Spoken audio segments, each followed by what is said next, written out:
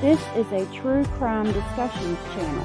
We speculate. This is all just speculation. Because it's true crime, it's for mature audiences only. There will be no children allowed, no exceptions. Everything on this channel falls under fair use. Please remember to like, comment, subscribe, and share. It's free.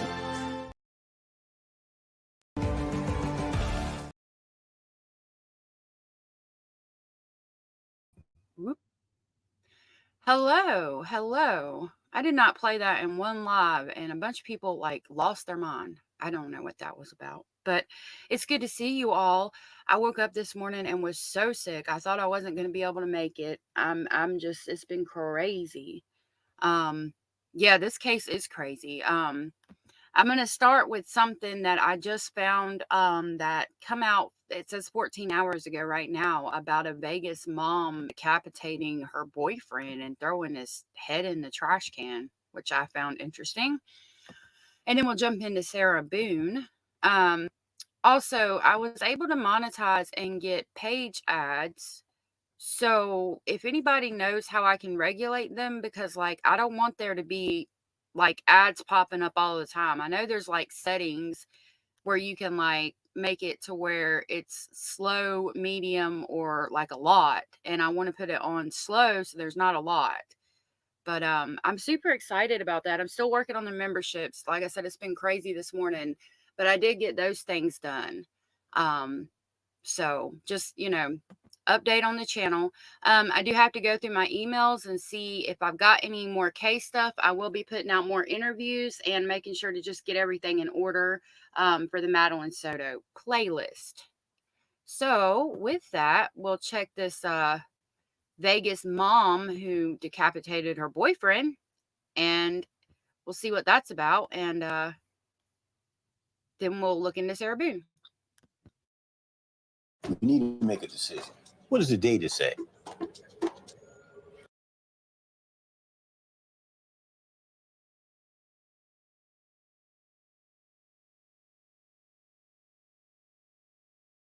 Cutting off a man's head and throwing it in the trash could be out of prison in as little as 15 years. Okay, so this is from Law and Crime Network. It was released 14 hours ago. So we'll see what this is, and then we'll jump into Sarah Boone. That case, I remember the Sarah Boone case when it first happened, but I haven't looked into it much since then. We're breaking down this plea agreement that shocked the victim's family members, and we're going to break it down with a retired judge. Welcome to Sidebar, presented by Law and Crime. I'm Jesse Weber. So I'm assuming Devin is this person here. I don't want to... Okay, so we'll listen to what he says. I don't want to play the whole video if I can help it. I'm assuming Devin is this woman here. I haven't watched it yet. I don't know if that is what it is. Either case, your boyfriend suffocating in a suitcase or decapitating them is self-defense. That's kind of not possible, but okay. Whoever claimed self-defense, good try. Police in the Las Vegas suburb of Henderson, Nevada, say 46-year-old Devin Michaels attacked the father of her children, killing him, and then cut off his head. Please, ma'am, explain to me how cutting off somebody's head is self-defense. I'd love to hear that explanation. 46-year-old Jonathan Willett's mother found his body at his home more than a week after he was last seen. He was lying in bed without his head, and his body was actually smoking. Investigators believe that was from chemicals that Michaels had poured onto his body, possibly to cover up evidence. There were empty bottles of cleaner that were apparently found on the floor at the crime scene. Authorities say Michaels actually took Jonathan's head back to her own home before she put it in the trash. Prosecutors say it's believed that local garbage collectors unknowingly took the trash bag containing Jonathan's head, and at the time of this recording, that head has still never been found. Pretty graphic. Oh my God. This is crazy. Jen says, yes, Devin Michaels, who has also used the name Tracy. Okay. That is insane. And his poor mama found him. Good God. Graphic to talk about. But I do have to give you a little background on this family because it's complex, to say the least. So Devin Michaels and Jonathan Willett, they had apparently been dating on and off for quite some time. They have 2 young daughters together. But Jonathan also had an adult son from a previous relationship, and Michaels ended up marrying him. Yeah. So in a way, he was both her stepson and her husband. Okay. That should have been your first sign right there that something's not all quite right with that chick, in my opinion. It's complicated. Complicated, I know. Now, they had all been planning to move in together. This is according to prosecutors, allegedly to make things more normal for the young girls. Jonathan's son reportedly told investigators that he and Michaels had gotten married so he could, quote, help her with her medical issues, but what exactly that might mean, it's unclear. Then we fast forward to August 15th, 2023. Henderson police arrest Michaels, and she is charged with Jonathan's murder. Now, Michaels reportedly told police that Jonathan was abusive, that he had tried to force her to perform a sex act on him. So she hit him in the head with some sort of stick. And a police report indicates that she told police that she didn't intend to kill him. So I'm guessing this man was there when it happened. I hope not. I mean, well, I guess not, because if so, he would have been charged too. She just wanted to hurt him enough that he would have to go to the hospital and she could figure out what she could do with her children. But that doesn't really explain why Michaels cut off Jonathan's head and poured chemicals like ammonia and bleach on his body. Well, Jonathan's mother reported to police that when she found her son's body, a meat cleaver was missing from the kitchen. Jonathan's keys, wallet, bloody cell phone were reportedly found at Michael's place. And here's where things take another strange turn in an already bizarre and macabre story. Just days after Michaels killed Jonathan, but before his body was discovered, she was in court on another case. So Michaels, who also goes by Tracy Tavares, was dealing with a child abuse case under that name. She was accused of abuse after her 8-year-old daughter had told a teacher that her mother had given her a whooping. Now, Michaels spoke at that court hearing. Let's hear what she had to say. I have done counseling. This is insane. Classes, therapy, drug tests, psych evaluations. I've done everything. And I don't think everyone I've spoken to say, who performed this lady's psych evaluations? You missed something. I'm not an abusive person and they don't feel there's any risk for me to abuse her or would ever do this again. So the judge ended up sentencing Michaels to 1 year of probation. But you know what happens? Michaels ends up back in front of that same judge a year later, entering into a plea deal for Jonathan's murder. She pleads guilty to a second-degree murder charge, and according to Nevada sentencing guidelines, she could face a sentence of up to life in prison, but she would have a chance of parole in just 15 years. The judge will have the final say. Yeah, the judge would have the final say, and you're going to have to be approved for release from the probation, like from the probate court. Considering what she did, the gravity of it, I doubt that they're going to let her out after 15 years, in my opinion. I'll say at a sentencing hearing at the end of October. And for that, I want to talk about this a little bit more. I want to bring on retired New York City Judge Matthew Sciarrino to talk more about this. Judge, thank you so much for coming back here on Sidebar. Appreciate it. Thank you. Nice to be here. Now, before I talk about what the judge may or may not do here, just your overall reaction, impression to a case like this? I don't want to play all of it. I think and the alleged abuse allegations are probably what prompted the plea deal and the prosecutors offering such a plea deal, because as you know, prosecutors, when it's a very messy type of situation and family dynamic, they're a little bit worried that the jury might take that out on the victim, the person who was murdered. Some judges there in Vegas are lenient. Yeah, I think judges everywhere can be lenient, but considering the fact that she like completely decapitated him, that's showing a level of, I mean, the ability to do that in your head, like, and then the thing she did trying to cover it up and hide it after she did it, like like the actual crime might have been, it could have even possibly been self-defense, um, or, you know, spur of the moment. I don't see anything yet about premeditation, but you, instead of hitting him and leaving the situation, you decapitated him and tried to pour chemicals on his body. Like that's an issue in the brain or in the psychiatric department. And so I would think they would take that into consideration when considering parole in 15 years. Um, Plus, I mean, people get the chance at parole after a short amount of time, okay? But like to get parole, you have to like be really good while you're in prison and not get in any fights or anything like that. Your crime has to be a non-violent crime, like to get out in the beginning. If it's a violent crime, they take that into consideration, and I don't think it's normal for them to release you after you're like on your first chance to get out, unless it's like something that wasn't, you know, violent, things like that. I think, you know, this is all just my opinion.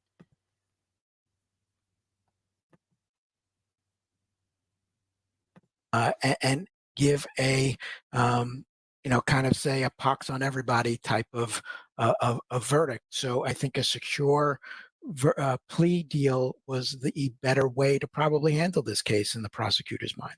Just to clarify that, are you saying that she might have been able to mount a defense here, because the evidence looked pretty damning against her? No, evidence very much damning, but I also think that uh, with a possible allegation of spousal abuse, she might be able to negate or mitigate some of the sentencing with regards to the case.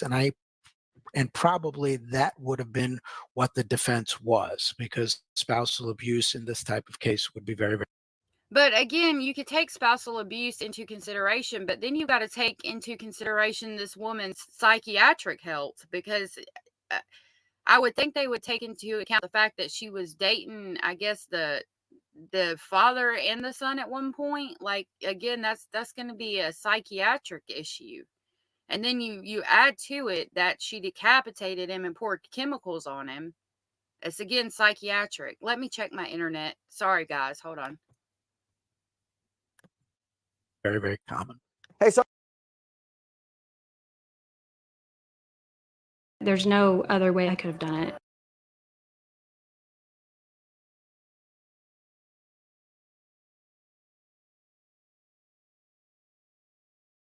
a lot of you who watch Sidebar might be business owners, maybe even thinking of starting a little side hustle. Well, if that's the case, I want to talk to you about our amazing sponsor, Odoo. So Odoo is a free disposing of the body or tampering with evidence, but they might actually find them not guilty of the murder. So there is a chance that could have happened. But I am curious, when you, just the idea from a human point of view, I mean, it always shocks me that someone has the ability to chop a body up like this, cut someone's head off, somebody, the father of your children, somebody you had an intimate relationship with, to cut the head off their body. I mean, that's just so disgusting and sick. But unfortunately, we see these cases. Yeah, it's beyond macabre. I mean, it's how picturing yourself trying to do some of those acts. I'm a vegan, so I really can't even picture doing that to animals. And it's one of the reasons, after watching movies, etc., I've been a vegan. And I think that's something you have to take into account. Again, in the ability to do something like that is presenting an issue for society if she's released after just 15 years. Like, people in general society are not going to be safe, because in order to do something like that, your psyche is got to be just wow. I don't want to play the whole video. We'll watch a little bit more of it and then we'll jump into Sarah Boone. Fellow human being is beyond my understanding. That being said, I unfortunately have been in the court situations where those were the allegations and those were the pictures, and those are the things that you're showing to a jury. And I'm sure that the pictures in this case that were taken by the evidence collection team would have been quite quite a lot for the jurors to handle. And that's probably also why prosecutors were like, if we can avoid a trial, we can avoid a jury seeing this, we can avoid prosecutors having to present this, we can avoid the victim's family members from having to be exposed to this. There's an advantage for them to try to have a plea deal in this case, right? Absolutely, and maybe it's because from New York, I don't consider a 15 years to life sentence to be particularly light. I mean, she very much will. The parole board in Nevada, I have a feeling, is probably pretty strict, and so even though she might be eligible in 15 years, doesn't mean that she's going to necessarily be paroled. Right, and that's kinda like what I've been talking about. Additionally, how much of a danger to the community Right? is I was just she? saying that. She apparently only picks on the people that are closest to her, as opposed to strangers at large. So 15 to life is a pretty. It's not that light a sentence in my mind. Well, let's talk about that. Life Let's is amplify that. 25 Assuming years. she only serves 15 years, good behavior, rehabilitated, circumstances of the killing, um, someone would look at that and say she murdered this guy and she chopped his head off, and the head, maybe in 15 years the head would be recovered, but it doesn't seem like it's going to be recovered. I mean, someone would say that seems like a lenient sentence. And if she commits something else, guaranteed people will criticize the judge for giving such a light sentence with regards to the case. If she has no further issues with the criminal justice system, it probably will go unnoticed that she received such a light sentence. But what are some of the factors that would work in her favor in terms of being released in 15? But that's something you have to take into account. If she reoffends, then that's another family going through something. Years, and what would be some of the factors that would work against her? The being a good prisoner in that if she takes rehabilitative courses, if maybe she gets a degree in something while she's in prison, if such programs are offered, if she's part of a therapy program, her acceptance of responsibility is a great uh, factor with regards to mitigation. All of those are taken into account by the parole board when they make the determinations as to whether or not to release the person, whether the parole board feels that they are a danger to the community that they are going to be released to, whether she has a program set up. Generally, it's a release to some kind of halfway house initially, where you'll have to find employment and make sure that you're no further risk to come back to the criminal justice system. Also, I would imagine that there's a degree of parole supervision, which will result in her having to check in regularly. She might have to confine to house arrest for a particular period of time while on parole, or some kind of drug program, or any of those things that the parole board feel in the particular case are needed to make sure that she doesn't enter back into the criminal court system. In these kinds of cases, would she ever I My biggest concern again would be that she would reoffend be permitted because contact with her children again if she's released? In 15 years, they won't be children anymore. yeah, she'll be able to see them once they're over the age of 18, and it'll be up to them if they want to see her or not. Um, I just can't with the psyche of this woman. So I think at that point it would be up to whether or not her current children then will be young adults want to have that communication with her. But if she has young minor children, I doubt there would be unsupervised visitation. She probably will have the right while in prison to have some kind of supervised contact with the children, so that the Okay, I feel like we got enough from that. If you guys want to watch this video, it is Law and Crime Sidebar with Jesse Weber. Vegas mom decapitate boyfriend and tossed his head in the trash. I thought I was muted. I thought I was just talking away. All right, so we're gonna do Sarah Boone. I wanted to do the deep dive. Hold on, that's not it.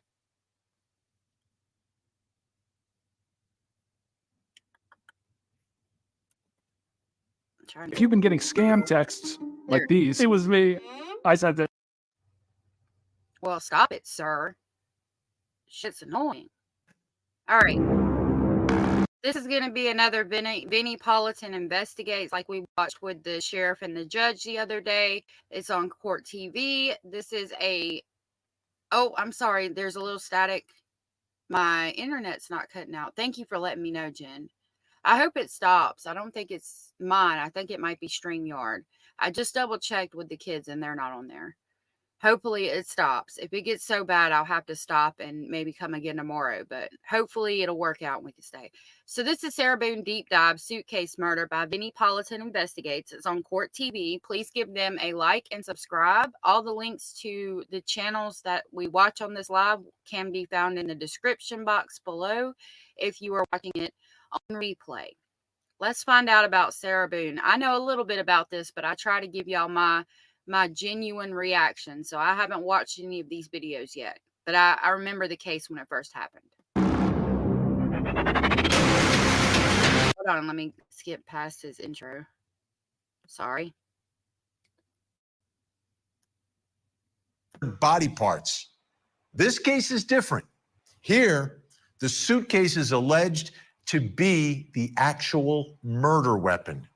Here's the story.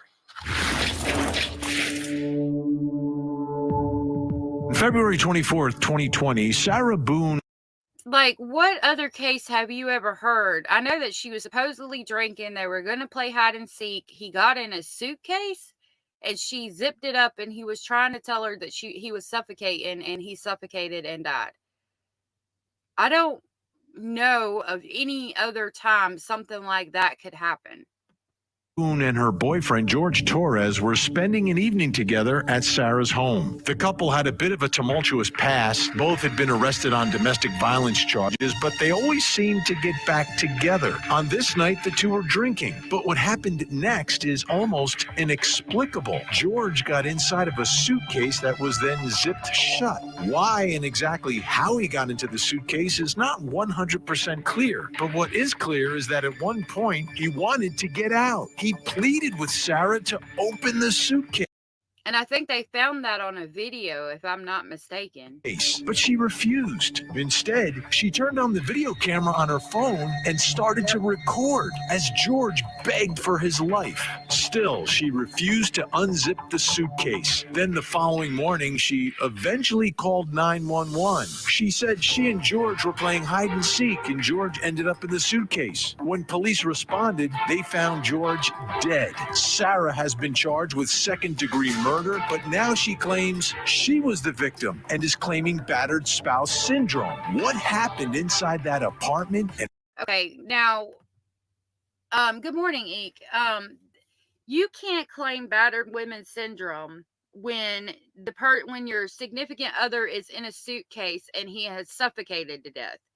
If they walked in and like he had been hit with a blunt force object in the head or something like that, you could claim spousal abuse because that could be where you were trying to defend yourself.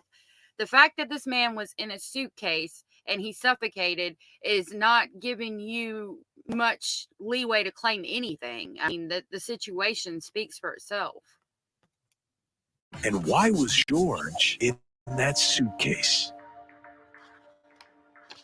We've been talking about this story for quite some time. The public reaction is strong, and it always comes back to that image. And I'm going to show you that image right now, so I wanted to warn you. Some people find this difficult to watch, but it's the video that Sarah Boone, the first video that Sarah Boone recorded.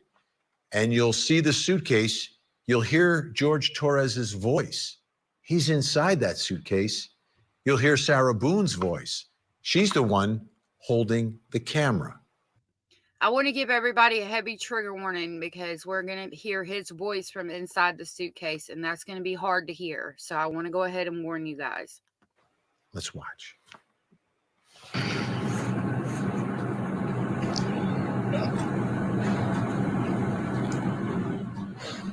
Sarah.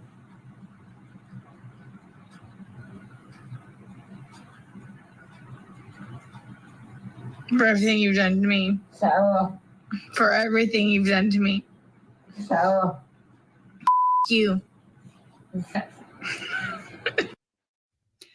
She's about to laugh. Sorry, I cut it right there. But again, that's not spousal abuse. Your whole case is shit if that's what you're going on with this video right here. This proves that you were doing it intentionally for vengeance.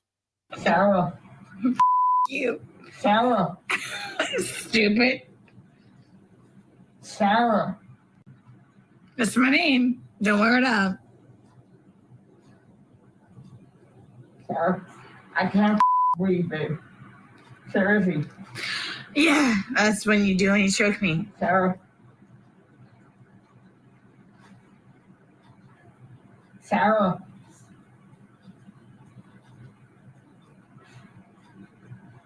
Sarah. This is sad. Sarah, I can't breathe, babe. That's on you. Sarah, I can't breathe. It's on you. Sarah.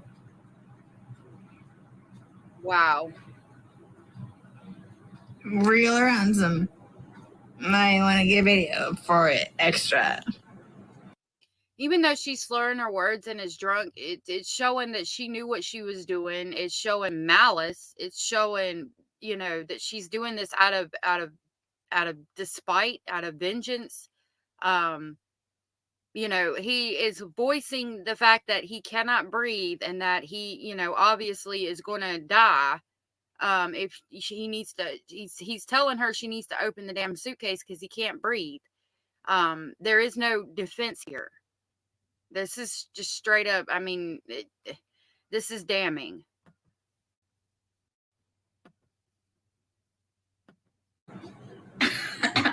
Because I got this. Sarah. Real or handsome.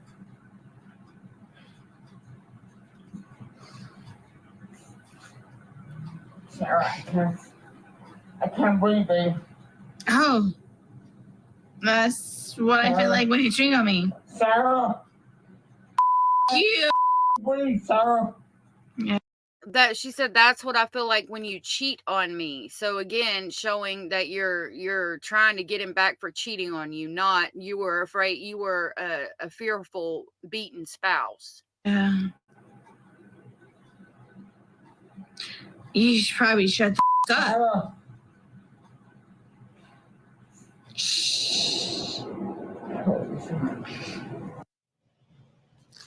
That's just one of the videos, and that's just a couple of minutes.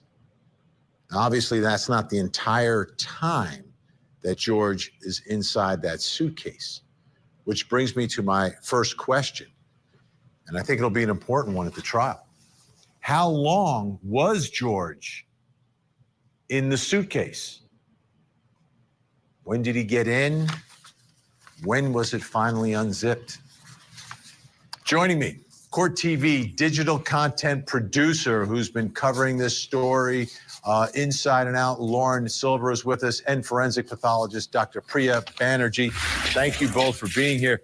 Lauren, I'll begin with you, and I want to put this up on the screen. We have somewhat of a timeline here of what's going on, but I want you to kind of fill in the blanks. It seems that he's in the suitcase by 11:12 or so. Falls exactly. So 11. What are they doing that night at 11:12 that gets him into the suitcase, and how precise is that time? So we know that their evening starts at sometime around 4 p.m. when the two of them.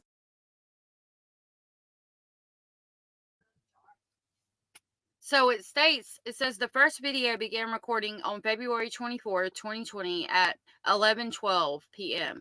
At approximately 12:30, Sarah decided she was going to go upstairs. Sarah laid down in her bed and fell asleep around 20 to 30 minutes after. Sarah said she went downstairs at 11 o'clock in the morning and realized she couldn't find George anywhere. She unzipped the suitcase and found George unresponsive. I don't care how drunk you got, you knew what you were doing.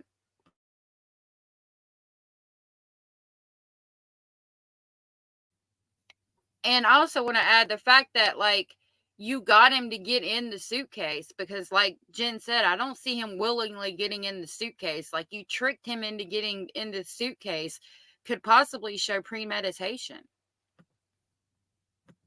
Two of them are at home. They're painting pictures, doing puzzles, and it starts with sharing a bottle of wine. At some point, they decided to play hide and seek.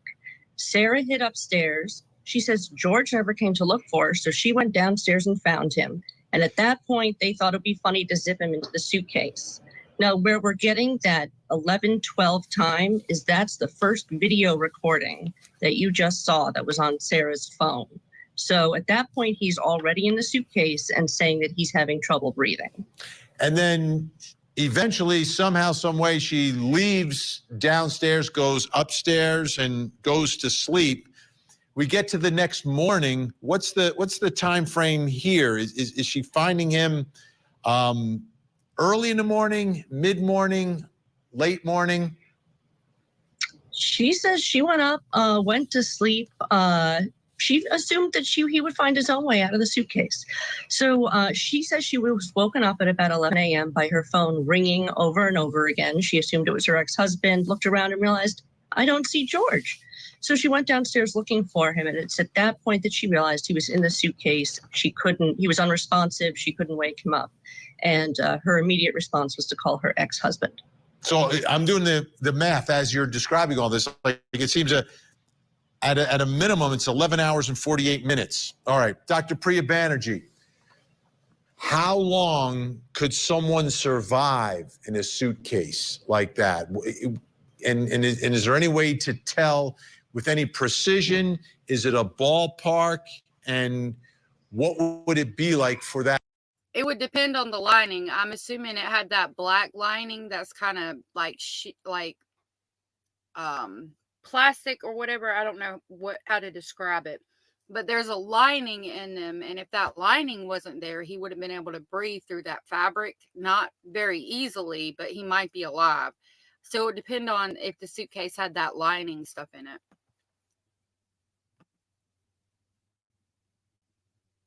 That amount of time for George Torres. I'm sorry, I can't hear you. Can you hear me, Dr. Banerjee? We're having some trouble, obviously, with Dr. Banerjee hearing me. So, Lauren, as we get back to the suitcase and the time frame, let's get back to that morning. What's her story about what she does when she realizes that he's in the suitcase? I've got to think that she unzips it, right? So ostensibly she unzips it, realizes she cannot wake him up. And this is at 11 o'clock in the morning. Her first response is to call her ex-husband. So she called her ex-husband. Her ex-husband came over. 911. She called the ex-husband and then waited for him to come over before she called 911. Again, shooting herself in the foot if she's going to try to have any type of defense. You're again throwing your defense out the window with that. Did he come over? He also saw that George was unresponsive and said they needed to call 911. And then he went outside and waited until the police arrived. That is so I don't know how long it took him to get there. Police arrived at 1 o'clock. And so police aren't there till 1 o'clock in the afternoon. And at a minimum, I mean, the latest that he could have gotten in there was 11:12 at night. So over 14 hours. And you found him unresponsive at 11, but only called the police at 1 p.m. Again, shooting yourself in the foot with trying to have any type of defense. To me, this is a big piece of the story, a big piece of the case, because you're talking about, okay, you're playing hide and seek, things go awry, whatever. Like, at this point, you can't really come to any other conclusion other than she wanted to do what she did, and she had every intention of doing what she did when you look at all of these things, in my opinion. This is overnight. This is through the morning into the afternoon that George Torres is inside that suitcase. You know, the other question a lot of people have had is about, oh, how does he even get in there?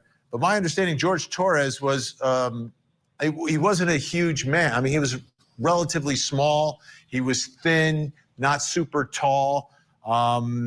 So in terms of his size, if you had to describe him, Lauren, or have they given a weight and a height in some of the documents? Do we know that? I haven't seen it. I'm not great with those numbers, and I can't say that I've ever tried to put humans into a suitcase, so I don't know how well or how badly you would fit. But what Sarah does tell the police is that he got in willingly, they were laughing about it, and that Sarah zipped him up, but 2 of his fingers were sticking out of the suitcase, and they're having trouble getting them in. And she noted that the handle on the zipper was broken, and they were able to zip it closed with a paper clip.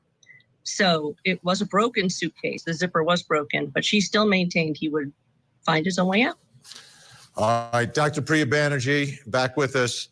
The question I have for you, how long could he survive in that suitcase with it zipped shut? We've got this seemingly 12, potentially 12 plus hours that he's in there, but how long would it take for him to no longer be able to survive? Well, like Lauren said, it's not an experiment we run in any kind of way, with real people. He does look thin, and obviously he was able to fold up. I don't expect that to be a roomy suitcase. And why I say that is your breathing is dependent on your chest and belly, right, rising and falling, so being able to take deep breaths. And if you're scrunched forward or folded into a suitcase, at that point, your neck, everything is scrunched, right? So it doesn't even have the room to expand. And then someone's going to get real tired, right? Between the stress of being in there, using up energy, and then this doesn't seem like That's a great point, Jen. She said they were playing, not they were fighting. So, sorry, something just come up and blocked it. So no self-defense, obviously. Also, what was I going to say? Oh, the fact that she's saying she thought he would find his way out could work in her opinion, because if indeed 2 fingers were sticking out, you would think that he could just move the zipper. But you also have the video where he's saying, I can't breathe. So that might make the fact that you thought he would get out by himself null and void.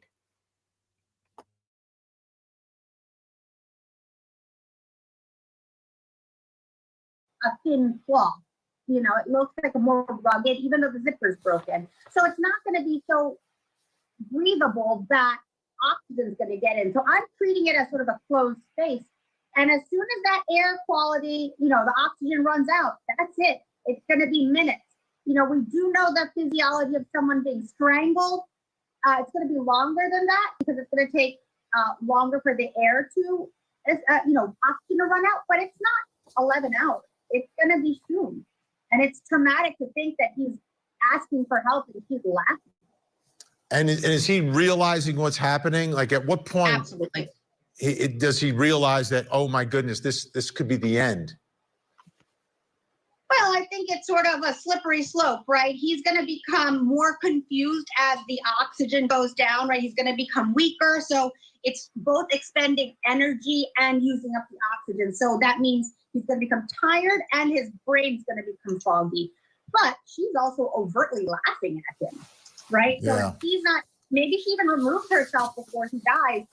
That's even scarier. No one's there at the end. So I just think it's awful to think about. Okay, we've got more to uncover, and in this case, coming up next, how did the suitcase flip over? That's going to be a really important question. Sarah. You. Sarah. Stupid. Sarah. That's my name. The word up. Sarah. So Sarah obviously, when you got in the suitcase, you got in from the top with it open, and then you pulled the top down on top of yourself and you zipped it shut. If you indeed got in there yourself or willingly, that is more or less what would have to happen. So now, yeah, how did the suitcase get flipped over to where it was on the top, where it was laying on the top of the suitcase where you couldn't unzip it and push it open as easily? That's going to play a big role in this. Boone is charged with second-degree murder after her boyfriend suffocated inside of a suitcase. He's in the suitcase still. There are multiple domestic violence incidents. You two hitting each other. Sarah. That's my name. The word up. He told you, Sarah, I can't breathe. George Torres locked inside of a suitcase, begging for help. I thought he was okay. The Suitcase Murder Trial. Live coverage starting October 7th on Court TV. We have a puzzle that we started in there. Okay. We've been doing art, trying to take the stuff off the wall to make new art put up there, like having a good time with one another. But we're drinking, we had a bottle of wine last night. Okay. So then it's like, we decided to play hide and seek, right? Okay. So he gets in the suitcase. The problem is I fell asleep.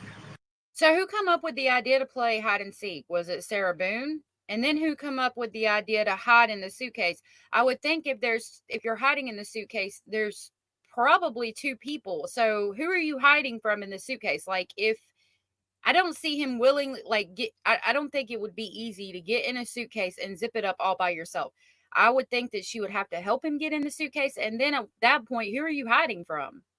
I think that stuff will play a factor in this too, for sure. I fell asleep. When did you do CPR? This morning, when I found it before you called. Yes. 1 o'clock right now. I tried.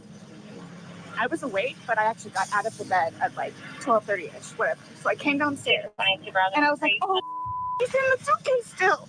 And that's when I found him. I can see so much fake in this.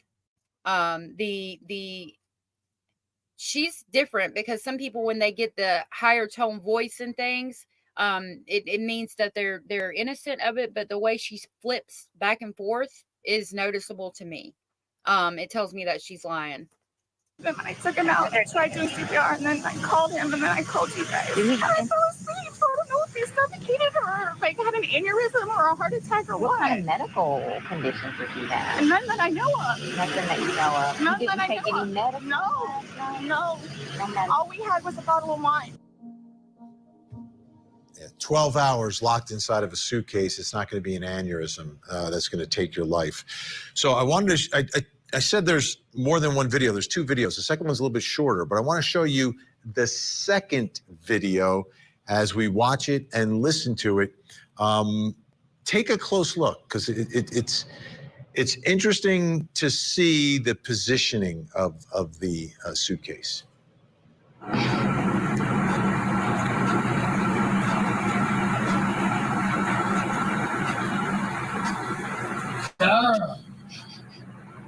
So he's obviously in the suitcase, and like I said, you have to get in the suitcase from the top and then zip it shut. And in the other video we saw, it was flipped over. There's nobody else in the house that I'm aware of, so obviously she flipped the suitcase over, ensuring that he would not be able to get out. So again, I don't know what your defense is.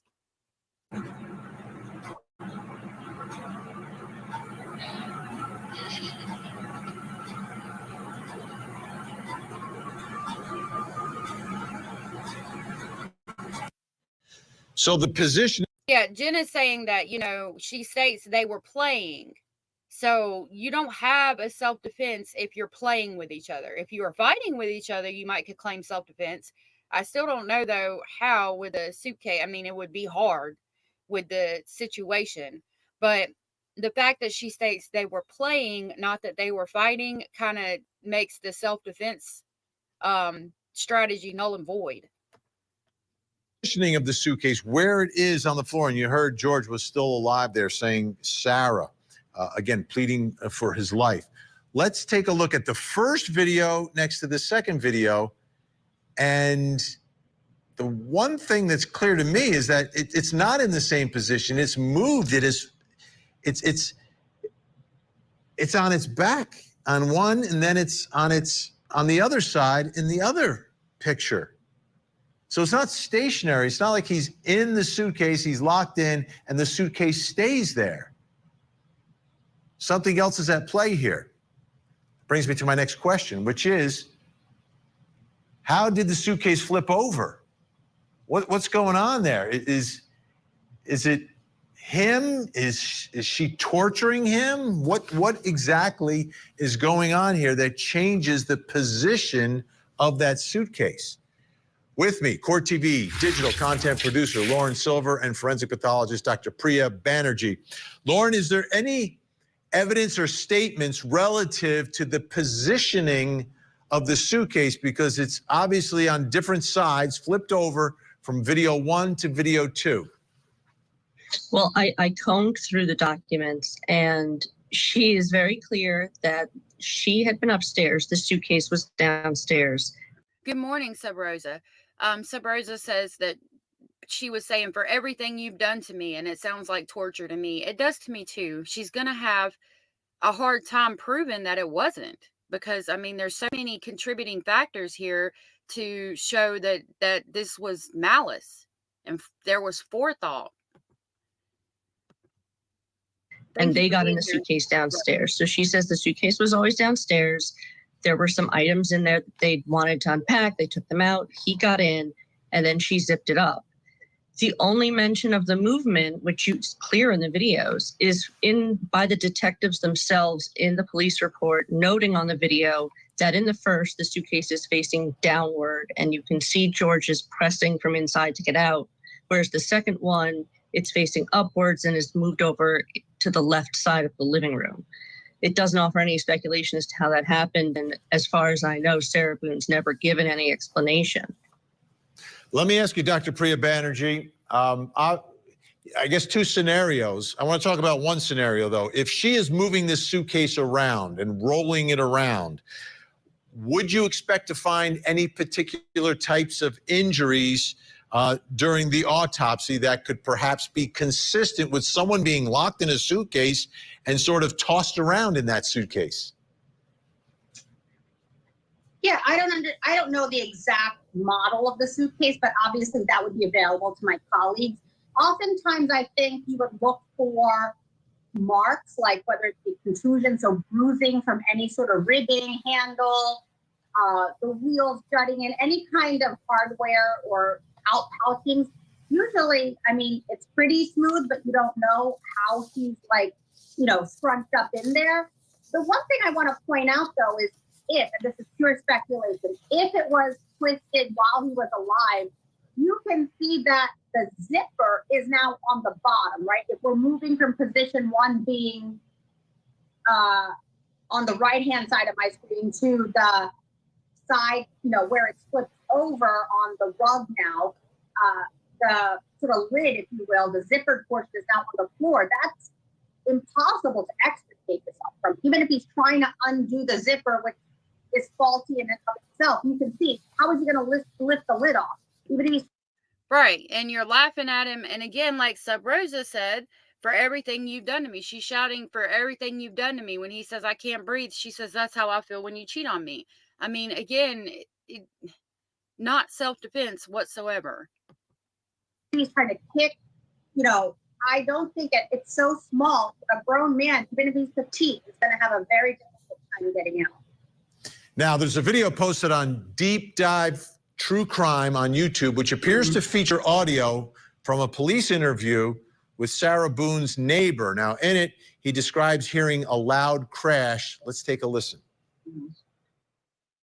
Do you recall hearing anything coming from apartment 3 while you were, after you had gotten home? Around 10:30 or 11 o'clock, there was a very loud crashing sound where I believe, I'm not sure, I haven't been in there hard enough, I remember, but I believe believe is the location of the staircase. Okay, so a little bit above. a very loud, you said crashing sound? Yeah, like it sounded like something had been like falling down the stairs. Because it started up high and then it ended low. Okay, Dr. Priya Banerjee, if So if that is true, then that's going to put, I mean, I would think that the loud crash you heard would probably be her throwing the suitcase or rolling it down the stairs or something to that effect. And if that's what happened, then that means the suitcase started off upstairs. And again, if that's what happened, again, everything on my channel is my speculation, in my opinion. But if the suitcase started upstairs, you rolled it downstairs, and it was placed to where he couldn't open it, there's no self-defense here. If this suitcase with a man inside shut is rolled down a staircase, what type of injuries would you expect? And would you expect someone to still be conscious and be able to talk the way George was when he was begging for his life? Sure. Just to clarify, are you asking whether he's already inside the suitcase as he goes down the stairs? Oh, yeah, inside the suitcase being rolled down the stairs. Yeah, well, that's a whole nother can of worms. You can imagine as that tumbling motion is in there, he could bang around, and at least, I know it's a soft-sided suitcase, but there has to be some reinforcement frame in there. Those can add, bumps and bruises to him. So you should see some unexplained injuries in that. Yeah, I don't think there's any significant head trauma. From what I read about his cause of death, it was all related to the suffocation. Dr. Priya Banerjee, Lauren Silver, thank you both so much. Okay, so again, like if it did roll down the stairs, or if they heard something to that effect, yeah, that's like one of those suitcases that has the handle in it that you pull up and you can roll it behind you or whatever. There's bars on the inside of that, and yeah, if you were being banged around in it, you would have marks on you, especially from going down the stairs, from those bars making contact with your body in a forceful motion.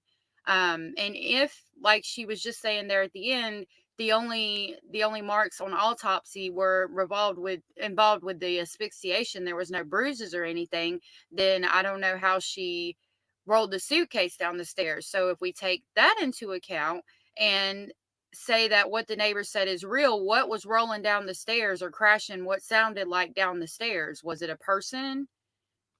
Like, were they fighting beforehand and then somehow decided to get in the suitcase? That's my thought process right now. That would be my question.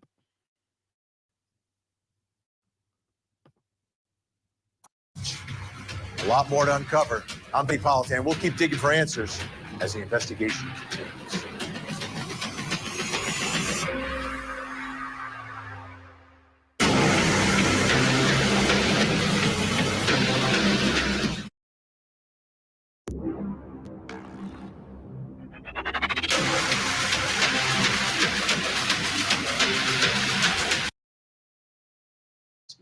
That inexplicable behavior is what... I don't know why it does that. Like, it didn't start over. Obviously, it's the middle of the program. I don't know if they make like 2 short programs and put it together when they do these, because the last time I was reviewing the sheriff and the judge, I thought that the whole program started over. But this is not. This is like the second part or the second half of the program, I guess. I just want to let y'all know that. She'll need to explain at trial. Here's the story. Sarah Boone and George Torres were involved in an on-again, off-again tumultuous relationship filled with accusations of cheating and abuse. But on February 23rd, 2020, Sarah and George were together at her home, spending some time together drinking. But at some point that night, for some reason, George ended up locked inside of a suitcase while Sarah taunted him as she recorded a video. George tragically died, and now Sarah is facing murder charges, and there are still many lingering questions in this case about their relationship and exactly why Sarah didn't open that suitcase and just let George out. You know, sometimes going into a trial, we know some of the facts and we know a little bit about the defendant and what they may or may not have said. This case is different. Sarah Boone, from the 911 call to the interview/interrogation to the body cam video from the responding officers. We get to hear her tell her story. So that's a great theory. Sub Rosa says, I think they were loud fighting. She hit him with the bat, which is would show trauma, blunt force trauma on the left side of the head. I didn't pick up if the medical examiner said that he had blunt force trauma on the left side of his head. I thought she said he didn't, but if he did, yeah, that makes a lot of sense. And then things go silent as she puts him in the suitcase and then pushes the suitcase down the stairs. And again, that makes perfect sense too. If you knock him out and he's unconscious and then you put him in the suitcase and roll the suitcase down the stairs, all of it adds up and makes sense. And then he would wake up in the suitcase and not know what the fuck's going on and be like, you know, let me out, let me out. And again, what are you, when the police come, are you going to say that you did that? No, you're going to make up some kind of lie and say, oh, we were playing hide and seek, and that's how he got in the suitcase. So again, very possible and very good thought process, Sub Rosa. So I want to play for you right now body cam video from the next day when you have the responding officer speaking with Sarah Boone and trying to get an understanding of what's going on here. Let's take a look. We have a puzzle that we started in there. Okay. We've been doing art, trying to take the stuff off the wall to make new art put up there, like having a good time with one another. But we're drinking. We had a bottle of wine last night. Okay. So then it's like, we decided to play hide and seek, right? Okay. So he gets in the suitcase. Okay. Who is this guy? That's my ex-husband, my former husband. How did he live here with you guys? No. I called him over here. Okay. Okay. I didn't know what to do. Okay. I didn't know what to do. Okay. So then he came over here. Here, let's talk in private, okay? I called you guys. I tried giving you CPR. The problem is I fell asleep. I fell asleep. When did you do CPR? This morning. When I found it. Before you called? Yes. 1 o'clock right now. I tried. I was awake, but I got out of the bed at like 12:30ish, whatever. So I came downstairs, and I was like, oh, he's in the suitcase still. And that's when I found him, and I took him out. I tried doing CPR, and then I called him, and then I called you guys. Did he get here before the fire department got here? Who? Your husband? Or your ex-husband? Yes. Okay. Where does he live at? Right down the street. Okay. So you were praying and okay, wait a minute. I did. If you called your husband when you found him around 11 o'clock in the morning and your husband got there, but you didn't call the police until 1 and he lives right up the street. Like I was calculating time for like if he lived an hour or so away. And even then, I mean, I was thinking he lived way far away. What are you two doing for about 3 hours before you call the police? Or 4 hours? Because they didn't call till 1. But then I fell asleep. Okay. You're okay. I wasn't here. I'm just trying to figure out what happened. Even the officer's like, like had an aneurysm or a heart attack or what? What kind of medical conditions did you have? None that I know of. Nothing that you know of. None that I know of. Medical? No. All we had was a bottle of wine. Literally, just a bottle of wine. Okay. Doing puzzle artwork. Then we decided to play hide and seek. Mm-hmm. That's all that happened. So that's her story to the responding officer. But as I told you, it's not the only person she's talking to, and that her story or her statements are recorded. So that brings me to my next question, and it's an important one for the trial. Is Sarah Boone's story consistent? How many times have we seen cases where stories I highly doubt her story's been consistent. Change, and you hear those arguments in the courtroom that the story has evolved, the story has changed. Well, is her story consistent here with what happened? Joining me, Sarah Boone's new attorney, James Owens, is with us. And James, I understand you're preparing for trial, so I know there may be some things you can't talk about. I just want to let the viewers know that's part of the deal when we bring on the lawyer. And thank you so much for being here. Also with us, Sarah's former defense attorney, Frank Bankowitz. So thank you both for being here. I do appreciate it. So I wanted to point out a couple of scenarios here and kind of get your take on it. And I'll begin with Sarah Boone talking about when she woke up. In one statement, Sarah woke up to her cell phone ringing multiple times around 1100 hours. This is in a police statement. She went downstairs, did not see George anywhere in the apartment. She then realizes that he was possibly still inside the suitcase. Sarah unzipped the suitcase and found George unresponsive and not breathing. However, That's a great theory too, Jen. Jen said, I'm thinking, what if she thought about placing him on the bed and saying it was a natural death, but then realized that suffocation wouldn't have happened in that case. Sarah's on her 7th attorney. I did see some thumbnail, like some of the titles for the videos that I've laid out for this playlist that said she's basically acting a damn fool in the courtroom. That doesn't surprise me. On the body cam video, I want to play that so we can see if it's consistent with that version. When did you do CPR? This morning, when I found it before you called. Yes! Notice how she looked to the side. She said this morning, and then it's very evident how she looks to the side and then back and says, yes, continues on. But notice that she's looking away. She's looking to it would be her left, looking towards the ex-husband, I do believe, once she was asked about CPR.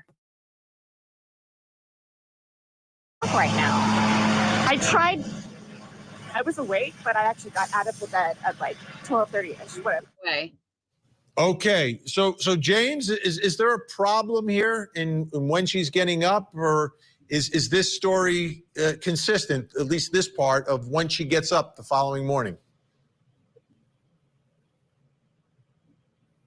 Thanks for having me, Vinny. I don't think she had a watch on every time they're at.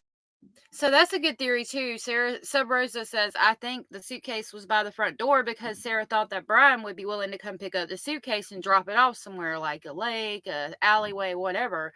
But she wasn't expecting Brian to say no. That's true. I would wonder then, how do we get the video of him saying he can't breathe and she's on the couch? I think the suitcase is by the door then. I don't know if it was located in the same place when the police arrived. That would be my only question with that.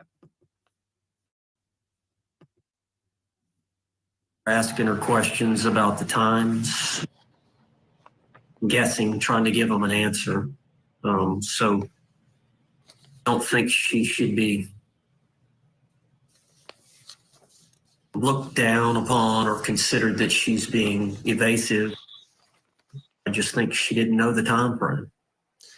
Frank, from your perspective, is there a problem with her story, or is it something that is consistent enough for a jury to say, hey, every time she's telling the story, she's telling the same story about what happened that morning?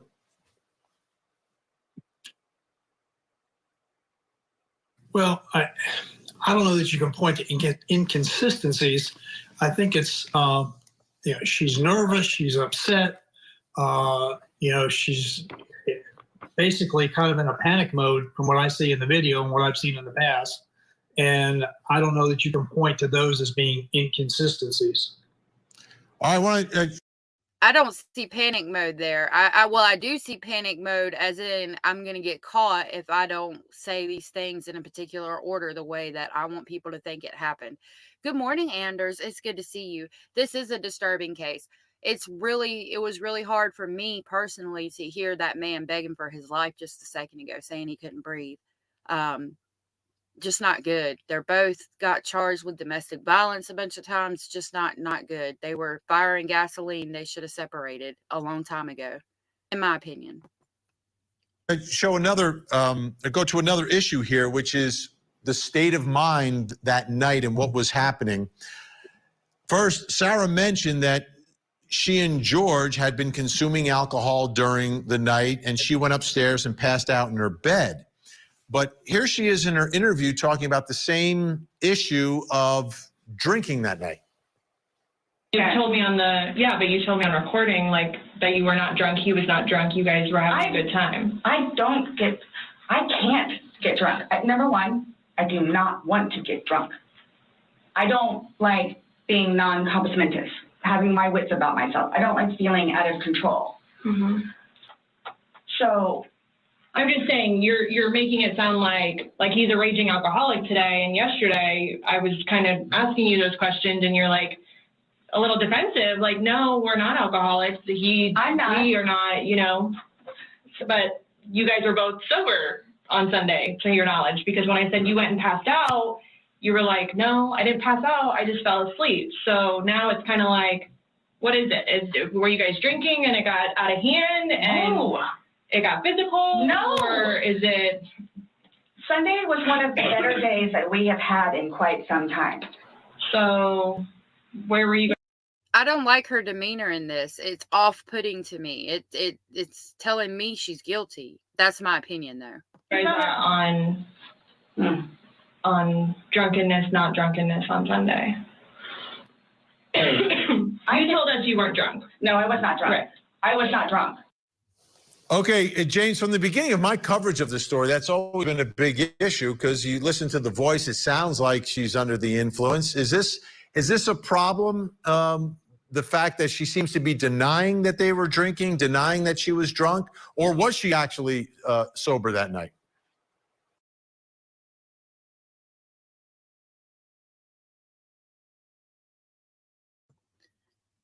Sorry about that. I said either way she had been drinking. I don't think that if they both shared one bottle of wine, nobody, in my opinion, is going to be drunk enough off of that to let go and pass out. And that still doesn't explain the video, how the suitcase got flipped over, and all of those things.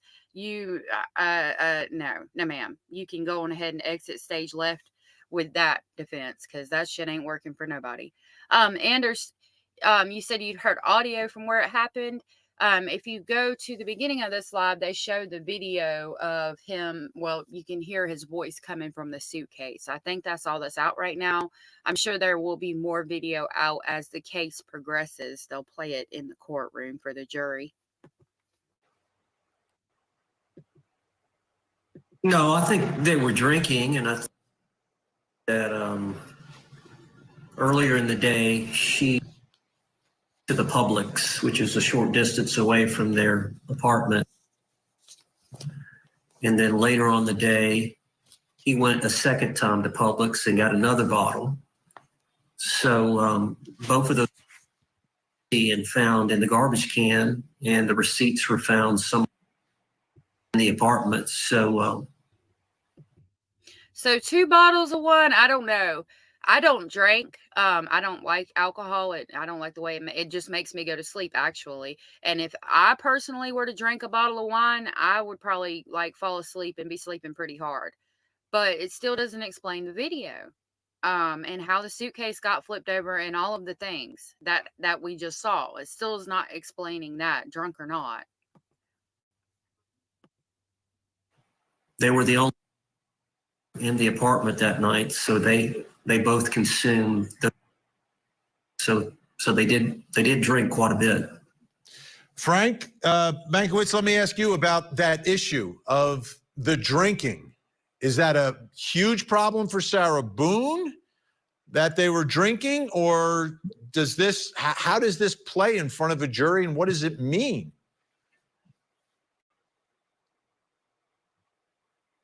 Well, I would agree with Mr. Owens. They were drinking a lot. They consumed 2 full bottles of wine. They finished one and went out and bought a second and finished it. Whether in her mind at that point in time she can establish whether she was drunk or not, I think that's going to be a question for the jury. And they're going to have to look at all these tapes and look at the actual facts as to what she did, where she had gone, and the fact that she, quote, fell asleep, to me is consistent with being passed out. But that's to me. Fortunately, I don't have to deal with that. Mr. Owens does. Mr. Owens, number 9, will be representing Sarah Boone at the trial. This is a big one now. I think this is probably the biggest one if there is an inconsistency. From the beginning, it seems that Sarah was talking about playing a game of hide and seek, that George willingly got into the suitcase. Sarah zipped the suitcase up, and they were both laughing as she zipped him into the suitcase. But now I want to play the last time, James, you were in court talking about what Sarah's defense is going to be in this case. Judge, the state doesn't know what happened the 2 minutes prior, or the minutes leading up to, the time leading up to the 2-minute video. The state doesn't know what happened after the 2-minute video. Only Sarah Boone can testify to that. That's for her to testify to. Florida, the appellant has not cited, nor is our research located, any. Sorry, I didn't see the comments. It's not good to testify in court, especially in your own case, because that means the prosecution can ask you questions. I'm gonna play the video. Florida case holding that evidence of battered spouse syndrome is admissible where the defendant claims accident rather than self-defense. Who claims accident? Are you claiming self-defense? Yes. Well, that's the first time that I've heard that. Judge, I just mentioned it a while ago. The word self-defense never came out of your mouth. Judge. Words that you believe that the state's position is, what you believe that they're going to try to establish, that we don't know what happened before and after that video. The word self-defense have never been uttered this afternoon. Judge, for the record, we're claiming self-defense. We're utilizing the battered spouse syndrome in conjunction with that defense. Okay. Sorry, had a lot going on. The battered spouse syndrome, again, is not making sense because you're not in even the battered spouse syndrome means that abuse happening over a long period of time, over several years, causes you to react a certain way. Even taking that into account, it's not explaining it. Not for me. I mean, maybe you could get away with that in court. I don't know. It depends on how much of the abuse can be verified, but she's also got domestic violence charges against her as well. So that's going to be taken into account as well. I missed a lot of comments. I'm sorry. So Sub Rosa says, at least Owens isn't lying about the 2 bottles of wine. I'm sure there was vodka in that Dr. Pepper as well. Good point. Anders says, yes, it was horrifying. Did she record on her phone? Yes, she did. Her boyfriend had probably been an asshole to her. They say that he was, they fought. There was some domestic violence charges, but that much, I think you should have left the situation or tried to leave the situation before it ended up in murder. By the way, she acted when he was in the case was so cruel. Yeah, it was. It really was. She was about 100 pounds. Tiny people, small weight people that are small, do get their toxicity level rises with the more, like, you could drink a less amount of alcohol, and because your body weight is low, then yeah, you would get more intoxicated more quickly.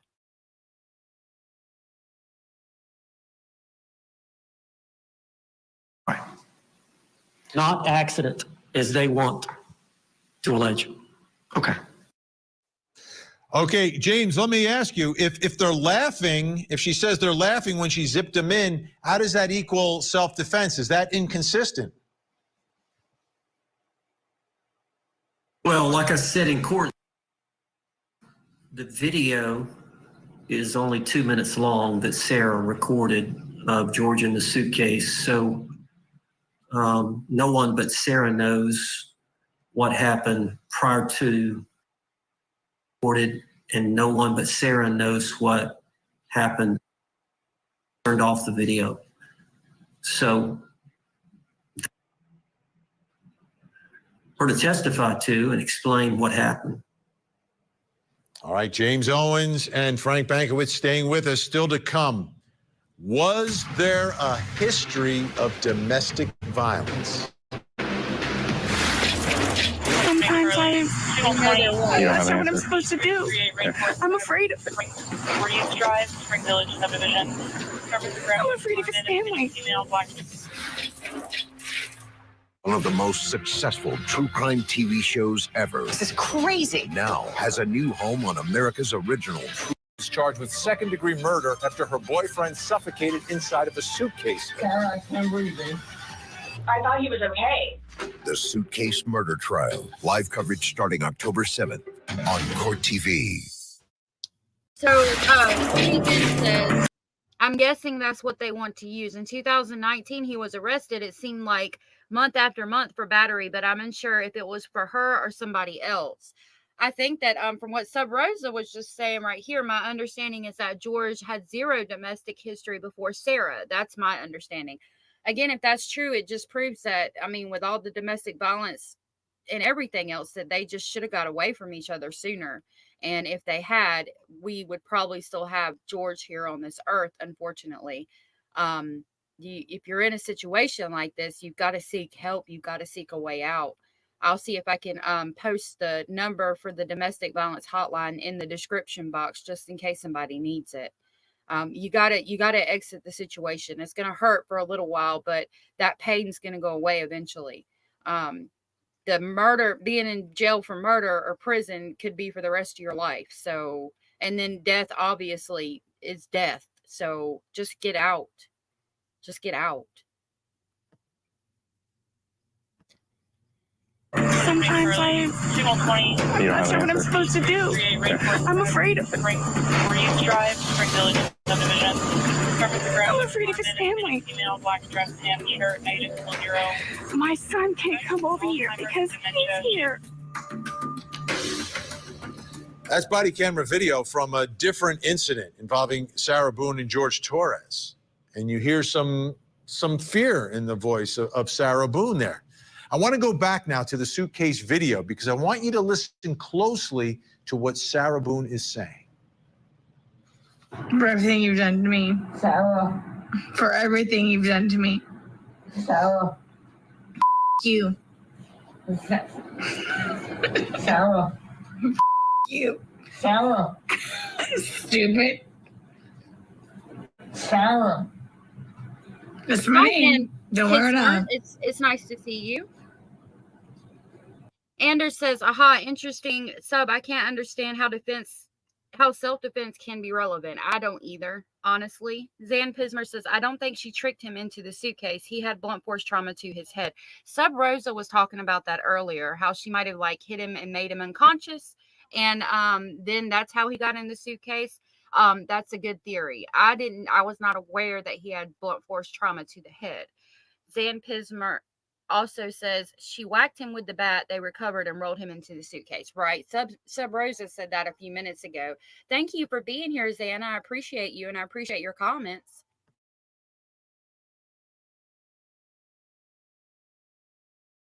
I can't breathe, babe.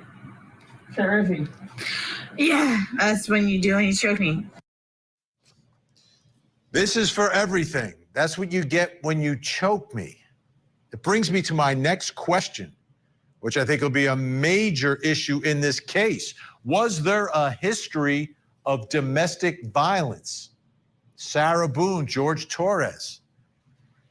Still with me, Sarah Boone, new attorney James Owens, and her former attorney, Frank Bankowitz. Before we talk about this, I want to show one more video from another Jen, my mom, has brought up that she's had 7 defense attorneys, 7, to her understanding.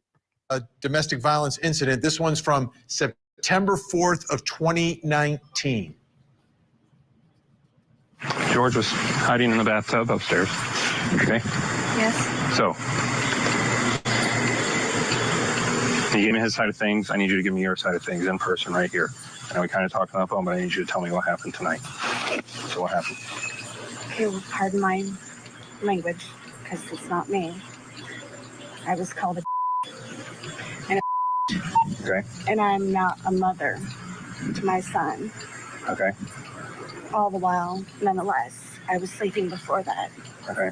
So you're woken up to him calling you names. So you're saying? I thought that I'm like, feed the beast, go outside and smoke a cigarette with him. Okay. Try to calm things. Well, the whole time I was there saying nothing. Nothing. I was called names. Okay. So you guys are smoking a cigarette, and he was calling you names, being verbally aggressive with you. Verbally abusive. Before that, where I'm like, I don't want to get hit anymore. So I'm just going to go downstairs and smoke a cigarette with him to try to calm him down. Okay.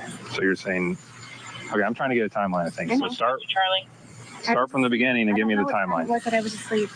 Not literal time, but in a reference of incidents, how they occurred tonight. I was asleep, and again, he comes in and wakes me up. He wakes you up. Okay. He's out of sorts. Okay. So I'm trying to figure things out. Okay. Where it's like, don't make it worse. Just go downstairs with him because he gets mad at me because I go to sleep. Okay. I go downstairs, smoke a cigarette. The whole time I'm being belittled. Okay. Pardon me for saying talk about. Okay. Frank Bankowitz, is there a history of domestic violence in this relationship? And if so, how serious?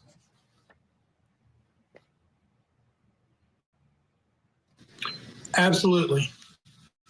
There's a long history of domestic violence, and I'm sure all of that's going to come out or has already come. This is hard because when you're in a situation like that, most people would say just leave, like I have said. And in the end, yes, you need to just leave. You're going to be hurt for a little while, but that hurt will go away eventually. A murder charge or somebody ending up dead does not go away. When you're in the situation, it is harder. I have been in domestic violence situations. Actually, I was diagnosed with battered women syndrome at one point because I wouldn't leave the situation. But anyway, that's getting too personal. It's very hard to leave a situation like this. If I could give anybody advice from what I've learned and from what I've seen being interested in true crime, I would say, please just try to leave. Try to get out. Even if you don't have anywhere to go, they have safe houses. They're really nice. You can take your kids there, and you get support. You have meetings. They do things with kids. I mean, it's a great place to go if you have nowhere to go when you get out of a situation like that. But at the end of the day, you have to get out. It's not going to get better. It's just going to get worse. Even if you break up, when you get back with them, it's just going to continue on. If there's been cheating, you can't trust each other again. It doesn't matter what you do or how you try to fix the situation. Most of the time, you can't get over things like that. It's a lot harder when you're there. But again, you got to look at the outcome. It's going to either be you're going to be hurt and upset for a little while, or somebody could possibly end up dead. I don't know if you've ever heard, there's a poem and it's so sad, and I think it's called He Gave Her Flowers, and it talks about domestic violence. Y'all should look at that one day. Maybe I can pull it up or something, but it's really sad, and it's really, you got to get out. You just got to get out. Good morning, Spinster. Already come out with regard to the battered spouse defense. That's one of the principal elements is to establish a history of abuse. And there was a long history of abuse in this case, history of hospitalizations, history of broken bones, history of arrests. It's a classic situation of battered spouse syndrome, in my opinion. I want to put this up on the screen. Sarah stated, this is June 15th, 2019. She was beaten up, face, head, legs, and arms. She stated that she begged George to stop, and George stated, "You're going to die." Sarah stated that George punched her in the head, flung her off the bed. Sarah stated this incident occurred due to George being upset about Sarah speaking to a male. James Owens, this history that we are uncovering here, is the jury going to see and hear about this history?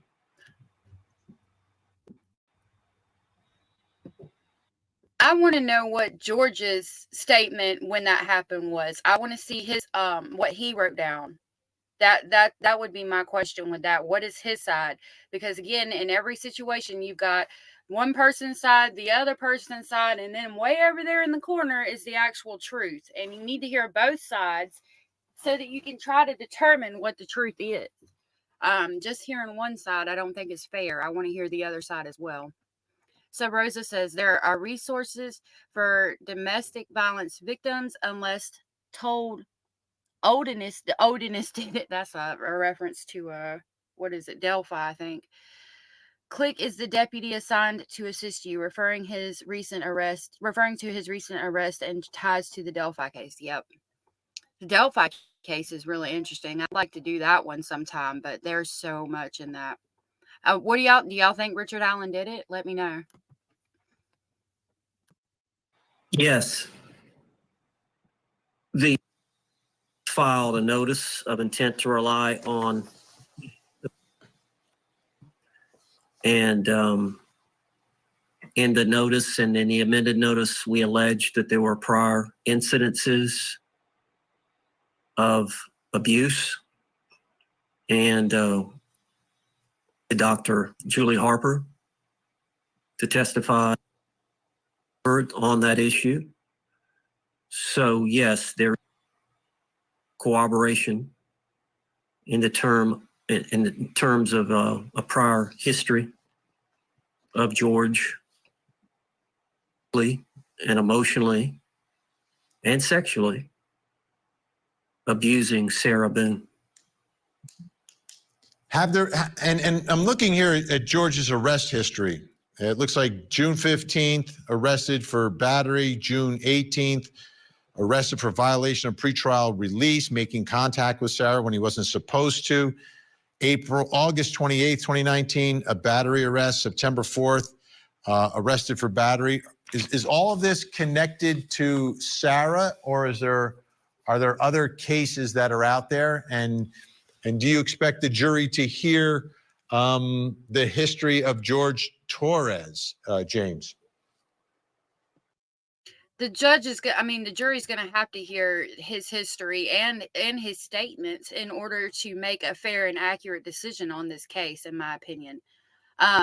Spencer says, I have doubts that R.A. is the killer for Delphi. I do too. I agree with that. Sub Rosa thinks that he's guilty for sure. Yeah, you have to be careful covering that case. I did a little bit on the Sebastian Rogers case in the beginning. I gave my thoughts and opinions on that, like when I first started, and on the parents in the situation and things. But I'm scared to even touch that now. It's just gotten so out of hand. And the sad thing is that Sebastian's not the one that's being talked about or has been talked about in quite a while. That case is insane. I don't have any plans on covering it again anytime soon. Delphi, I might look into it, but there's just so much evidence in that it would take me a long time to compile all of it and get it together. I feel like I don't even do a good enough job when I'm going over stuff like this because I haven't compiled a bunch of evidence together. But I'm sure, like, if I don't have anything else to talk about at some point, I would like to talk about Delphi.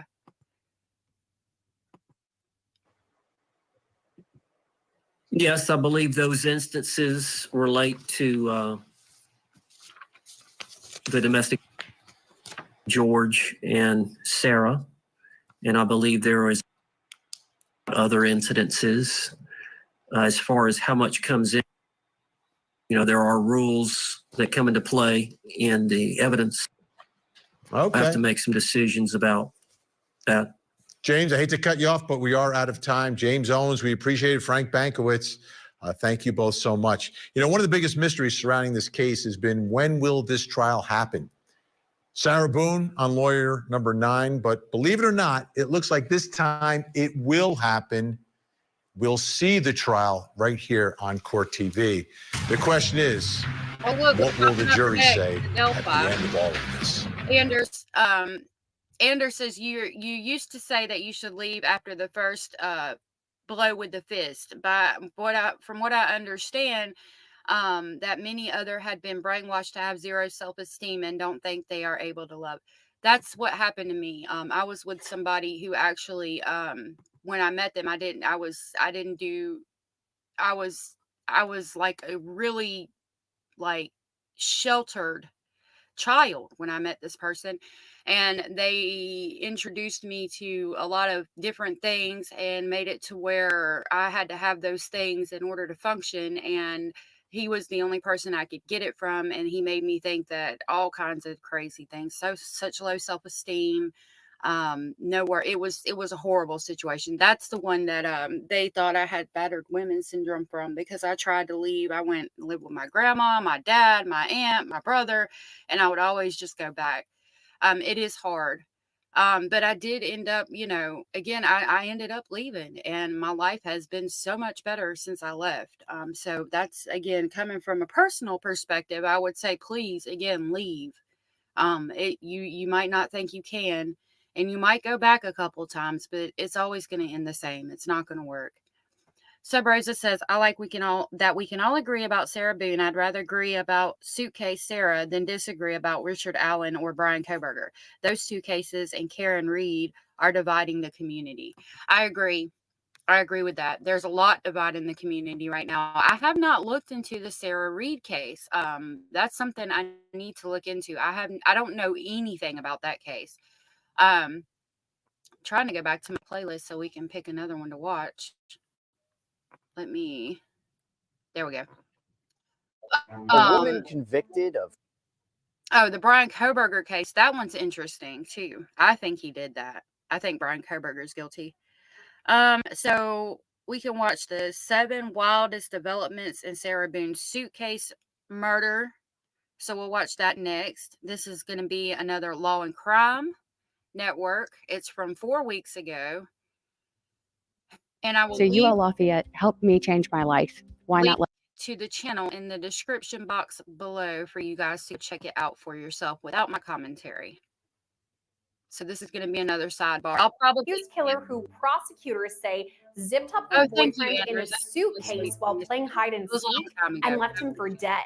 It's now been 4 years since then, and Sarah Boone is finally set to go to trial next month. Ahead of that, we're taking a deep dive into her case, you guys are with really the most shocking moments we've seen so far and what to expect ahead. Welcome to Sidebar, presented by Law and Crime. I'm Sarah Gillespie.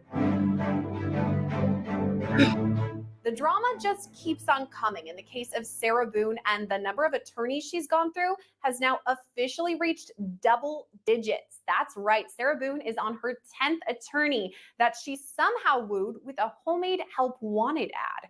And now there's possible talk of a plea deal. I was wondering what that paper was. I saw pictures of it in some thumbnails, and I was like, what on earth is that? We'll get into all that, but first we have to head back to February 24th, 2020. Sarah.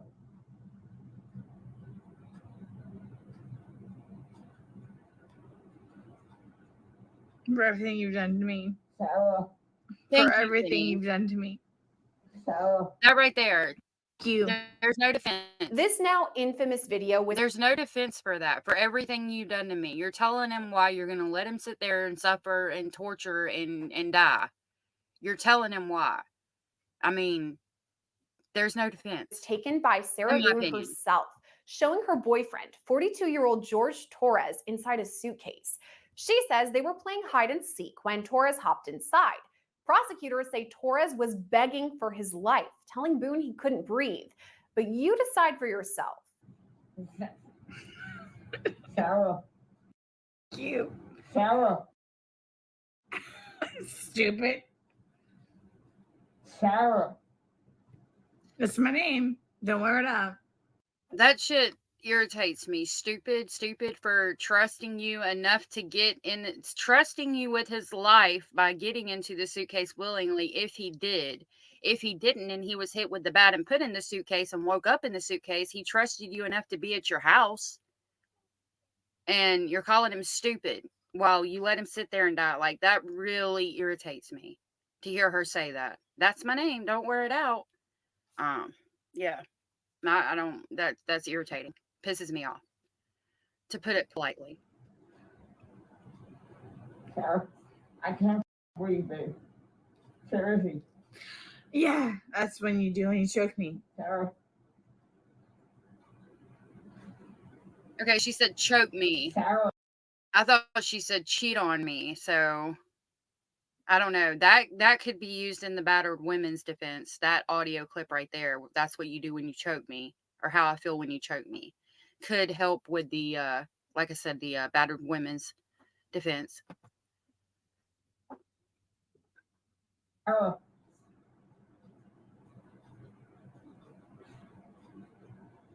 Sarah.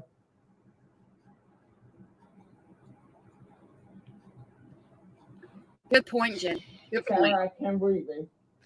That's on you. And he's still calling her baby. Or He's babe. on mute. Sarah.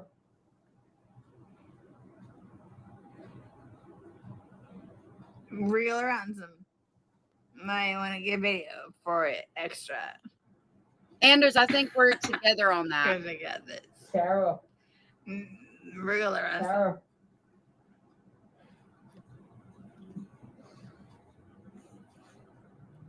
Sarah, I can't breathe, babe. Oh. That's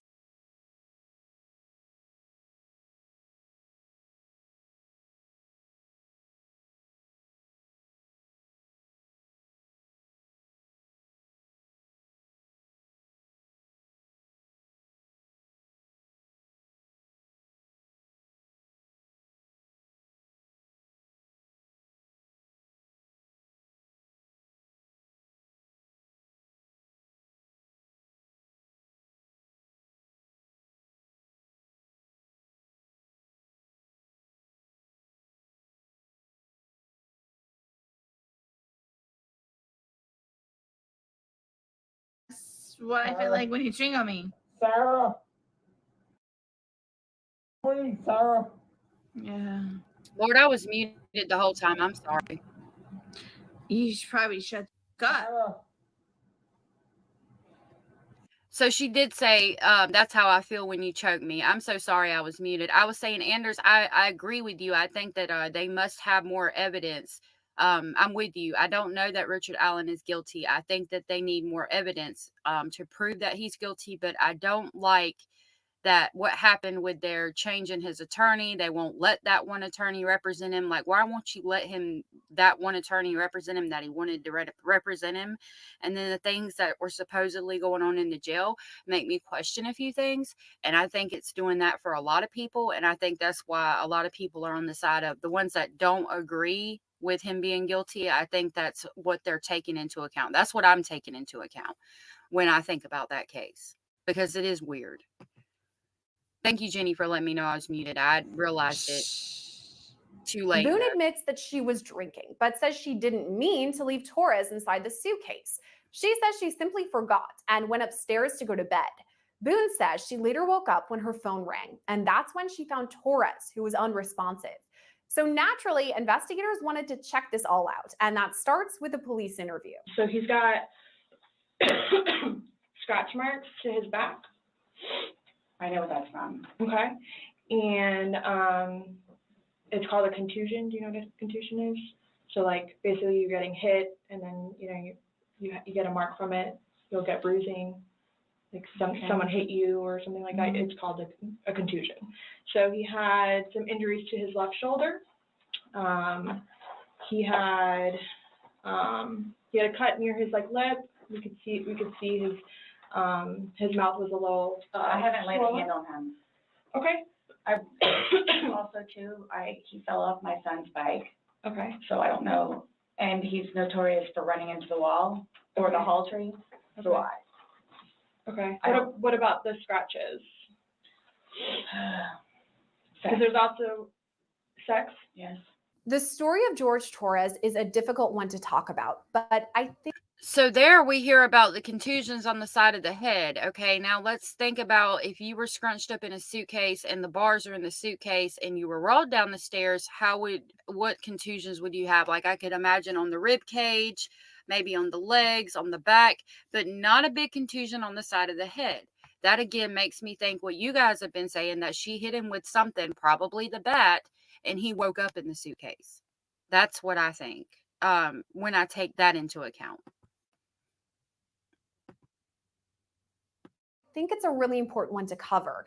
And one of the reasons we're able to do that is because of our sponsors. So I want to highlight one today, Upside. It's a free. He gets belligerently drunk. Mm-hmm. Like, I don't know if you all have looked through my phone yet and seen any of the pictures and the videos that I have taken. Mm-hmm. And at one point, I started documenting everything. Okay. So you all will see in my pictures bloody fingers, split foreheads. He split my nose. I've got this. Right. I don't know if Brian told you about it, where I had to have I had one really bad surgery, but then it got really, really, really, really bad where I had to go 4 or 5 more times afterwards for them to tend to it. From him poking me in the back of the leg. Right. So it's. Then why are you still with him? Everybody asks me that. When I tell you guys this, I'm really. What's wrong with these burger buns?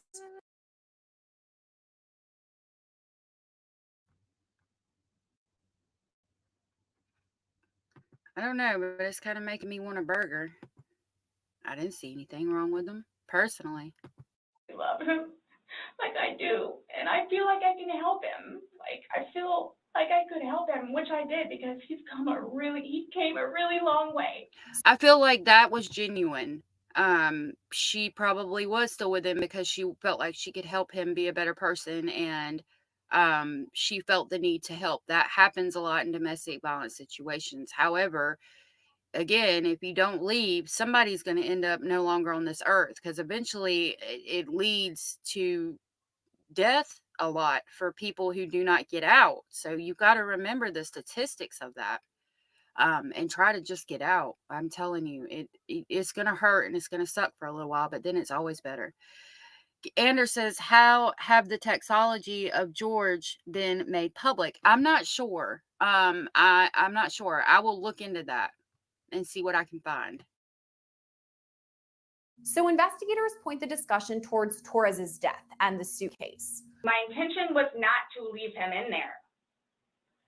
Please understand that. My intention was not to leave him in there. But you went upstairs thinking that he could get himself out, but the video shows That's at what I no told point you. can I see his fingers. He'll And be up here any minute. When she said that, they both like leaned back in their chair and kind of breathed out like, bitch, really? Really? For real? For real? That was fun. And then 30 minutes later, he didn't show. And he's telling you And I he didn't can't wake breathe. up. Do you He's think not he's able to get out. joking? You told me he was laughing, and We were the before. video. There's no When we laughing. first got in there, both of us were. So how long was he in there for? Like, this video is at 11:12 when it starts. So was he in there for like a long time prior to you recording this? No. No. So it goes from funny to no longer funny. But and I you're didn't- the only one laughing. But I didn't think that he was like panicky. Like Oh yeah, So Jen. pushing up on a. This trial, it says that it starts October 7th, but I did see where Court TV was streaming something in reference to this trial, and it looked like it had been like an all-day stream. I'll look it up and see what it was when we get done watching this video.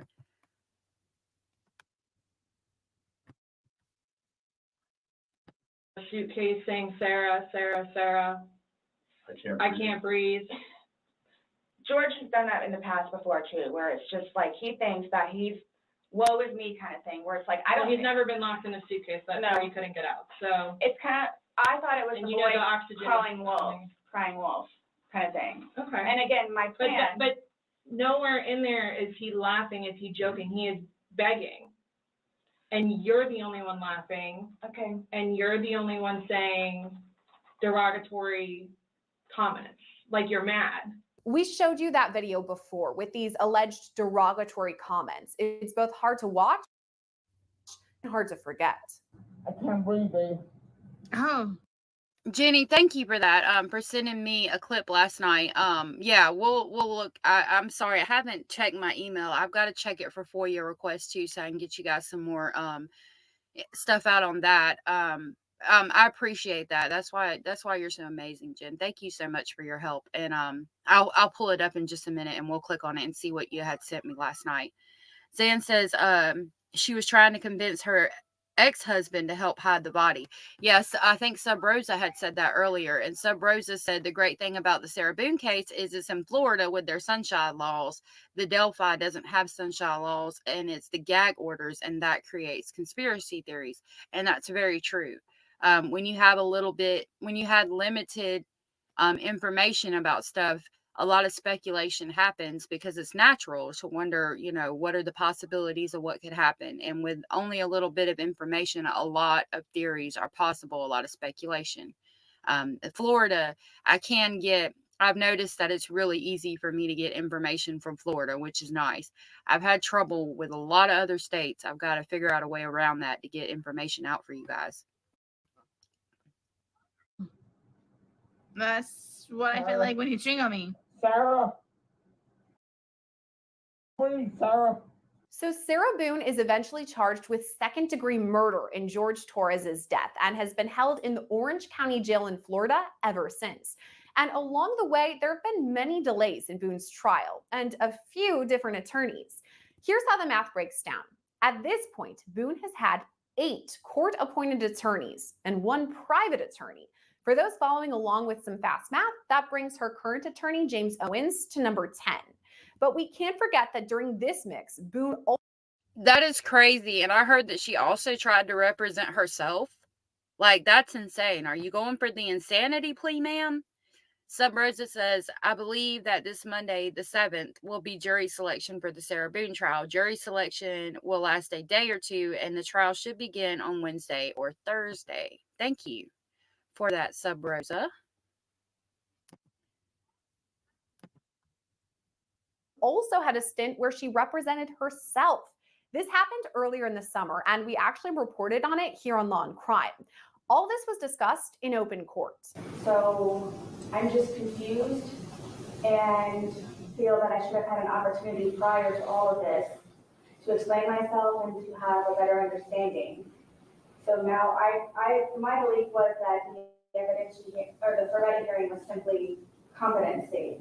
So the evidentiary hearing I thought would be a collaboration of the information of why I wrote my letters in order for you to remove my right to counsel. In my opinion, I felt that it was a type of retaliation by the court because you did not understand or attempt to understand any of my letters that I wrote previously, which was for the intervention of the judge and or the court to avoid any of this with me sitting in front of you presently. Ma'am, as identified in my 16-page order, I listened to every audio hearing. I specifically provided dates and times and words that were specifically said at particular hearings involving yourself and prior counsel.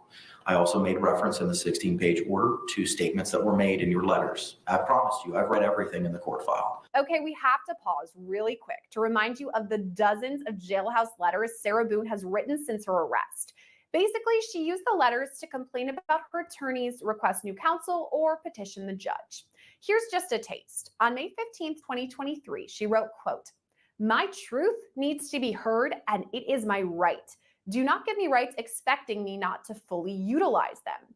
I voted for the president and governor while here in jail, and stop violating what I've been trying to utilize or less the value of my capabilities and opportunities. I'm not apologetic in any way for being an observant, hardworking, above average, non-stereotypical inmate. I can only imagine, sadly, how others not as outspoken as myself have been and are being mistreated, overlooked, and dehumanized." Then she writes in all caps, "Get it together." She continues, quote, "You've told me in part when I've tried to voice my legitimate concerns to you in the courtroom 5 times total in 3.3 years, and in my letters to, quote, save it for my next attorney, if told anything at all. Do tell your honor, which attorney?" So back to the hearing from August 5th of this year, the judge promises he's read every single letter. I've read every single. That's not good. You should not be doing that to the judge. You are only hurting yourself in the long run. I did look it up, Anders. All I've found so far, it says, what was the autopsy report on George Torres Jr.? An autopsy report said Torres had scratches on his back and neck, contusions to his shoulder, skull, and forehead from blunt force trauma, as well as a cut near his busted lip. Since her arrest, Sarah Boone has gone through several attorneys. That's what I found on that. I'll keep looking that. Every single letter, and I've listened to every single audio. That decision was not made lightly, and it took a lot of time to make that determination and that decision, which explains why it was also a 16-page order. That order stands, it remains. The court's not going to revise its findings or its determination as to your forfeiture, and alternatively a waiver by virtue of the conduct identified in that order. You are representing yourself for the reasons that the court identified in its 16-page order. It is your responsibility, as you are representing yourself and proceeding pro se, to comply with the court's orders and deadlines. So if you have objections to any of the exhibits that the state may be seeking to offer into evidence, be it digital or physical, based on your review of those, the deadline to submit those in writing would be on September 17th. At that point, the judge is telling Boone her request for standby counsel is denied. So basically, she has to go it alone when it comes time for trial. This is during Sarah Boone's pro se era when she's repping herself. And we actually saw a bit of this when she questioned a witness. First off, in your in quotes research that you've done on me. Let me just state that if you are ever in court, don't ever try to represent yourself. It is the absolute worst thing you could do, because it's like you're walking up to every attorney and the judge in that courtroom and spitting in their face. Yes, we have the right to represent ourselves if we want to, but it is the biggest mistake you will ever make, because you're going in front of the judge and basically stating that I, as the person that is on trial, am smart enough to bypass all of the school, all the education, all the years of experience that y'all have and that y'all have done to become the lawyer and the judge. I'm going to bypass all that and think I'm just as smart as y'all are, and I'm going to prove that by representing myself. That's basically what you're saying. You're saying that you think you can do exactly what they do, even though you have no schooling, no years of experience whatsoever, and you pretty much just spit in their face. Don't ever do that. You will lose every time. You also don't know the laws and statutes to cite for your objections. Like, it's just not a good idea.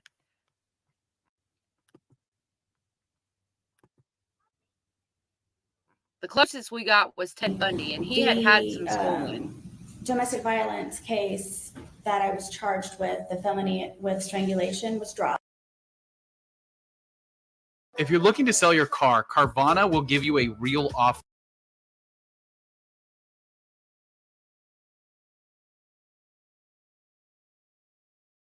Dropped. I don't know if you were aware of that in your research. Yes, so I was never charged with that. Also, what 3 hearings is it that I supposedly missed on what dates?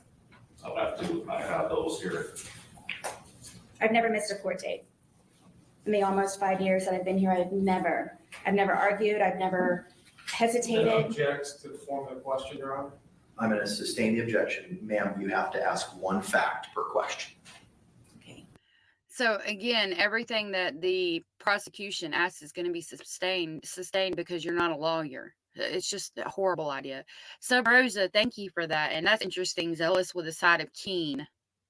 And then Owens responded. That is interesting.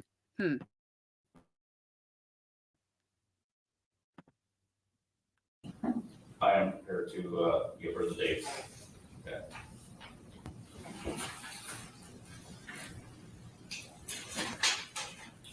On September 15, 2023, that was one of the times you refused to attend. October 16, 2023, and January 28, 2021. I think I heard, I think one of the channels that I was watching said they were going to do that bingo card for the Sarah Boone trial. I didn't recall what it was off the top of my head, but that is funny. I'm glad that they did do it, because I remember hearing a creator say they were going to do that. And if it's the one that I'm thinking about and they did it, I'm glad they did it, because that's really awesome. That's an interesting idea to come up with for your subs. I love it.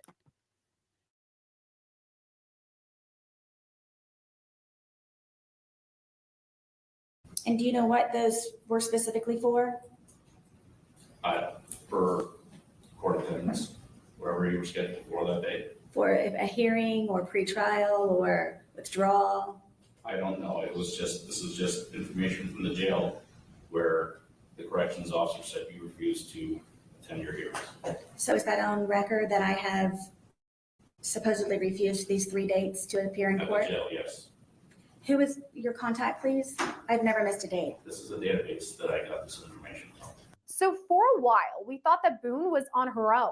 We even talked about it last week on Sidebar when Boone herself filed a motion to dismiss. When I opened the motion, I didn't expect to open a history textbook. She literally has the Bill of Rights. She's talking about, I mean, she has the second one, talking about the militia, the right to bear arms, obviously irrelevant in this case. Was that a little unconventional to you too, seeing the entire Bill of Rights right there? You know, when I saw this, a motion to dismiss in this is just insane. And again, I question, is she trying to prove an insanity defense or something to that effect by going to these extravagant means to just act a complete fool? Motion, I just immediately went into lawyer mode. I don't know wanted to see case law. I wanted to see a legal argument. I want to see a summary, a history, so that I can shepherdize and be prepared. But when I saw it was just a copy of the Bill of Rights, I'm like, no, this is not good. There has to be something on the third page. Yeah, it was a copy of the envelope that she mailed to the court. But jump to this week, and suddenly she's got a new attorney. That's this guy, James Owens, and he's shaking things up. This half of the story is almost too crazy to believe. Remember this Handmaid Help Wanted ad that Sarah Boone made a few weeks back? Our very own Elizabeth Milner actually reported on it when it came out. Sarah Boone drew it up herself, writing across the top, "Inmate seeks attorney." Looking for a prosperous challenge? Ready for your close-up on national television? Are you zealous with a side of keen? Show the world who you are with your original creativity, extraordinary expertise, and confident ingenuity. A list of required qualifications includes client inclusion at all times, extreme efficiency in listening, communicating, understanding, and maintaining faith in the client. At the very bottom, she wrote, "Invest in the oppressed, believe." So apparently Owens saw this ad, and that's how he ended up working with Boone. And he really jumped right in. That's what At a hearing just this week, Owens made some new motions, trying to correct it. That's what Sub Rosa was saying. That is absolutely insane. These links and measures that she's going to. I don't understand why. A few of the requests Boone had made when she was pro se. Mr. Owens, good morning. What is your position, sir, with regard to Ms. Boone's pro se motion?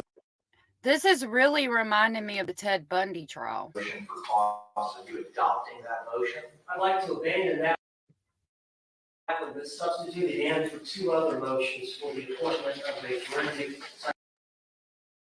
psychologist, Dr. Julie Harper, who was on this case previously.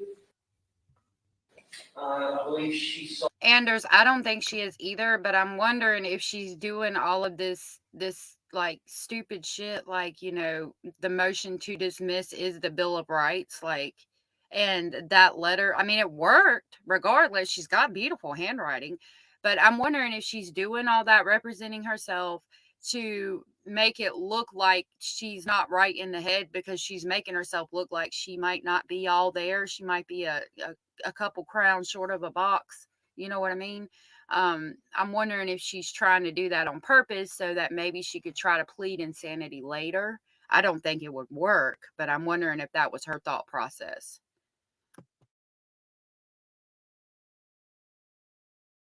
Saw Sarah Boone about 6 times at the Orange County Jail. She was working under the direction of the original counsel, Mr. Bedelia, who I believe had the case for about 2.5 years.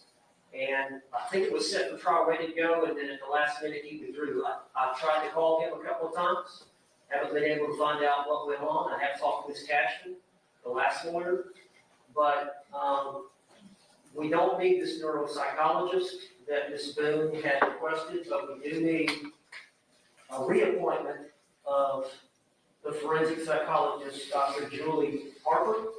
I've spoken with her a couple of times last week. I text messaged her 4 or 5 times this weekend. She is in agreement to handle the case, to reopen her file. She had sent me her records. I have reviewed them. I've met with my client. I think my client meets the criteria for battered spouse. I believe Dr. Harper, after she gets a chance to re-engage with my client, spend some time with my client, and hopes that she's going to be of that opinion. In addition, I believe it's necessary for the appointment of a crime scene reconstructionist and death investigator, Dr. Michael Berkland, who is from my area, Pensacola, is who I am recommending to be appointed. What was his name again, sir? I'm sorry. Michael Berkland. I filed these, Judge, yesterday or last night. I don't know if they're in the court file yet. Owen says he doesn't have all the discovery. The trial date is just around the corner and the clock is ticking. So is the state gatekeeping? It doesn't really seem like it. I've spoken with Dr. Berkland 2 or 3 times this weekend. The state was able to provide me with some discovery. I think once I filed my notice early Friday morning, I think the state provided a lot of discovery to me. I provided that to Dr. Berkland. I believe he has the autopsy. We cannot find the autopsy photographs, which he says are critical. We cannot find the crime scene photographs, which he says are critical for his evaluation. So I know time is of the essence. We've got people working on it, but there is some additional evidence that we need. State, what's the status? I want to know why that stuff is not with the autopsy report. The provision of the autopsy photographs and the crime scene photographs provided to the council. We provided all of those things previously, obviously, to the defendant, which has been greatly discussed already. When Mr. Owens' notice of appearance came on the case, I instructed my assistant to go ahead and send copies of the document. Everyone keeps telling me the wise body. Sorry.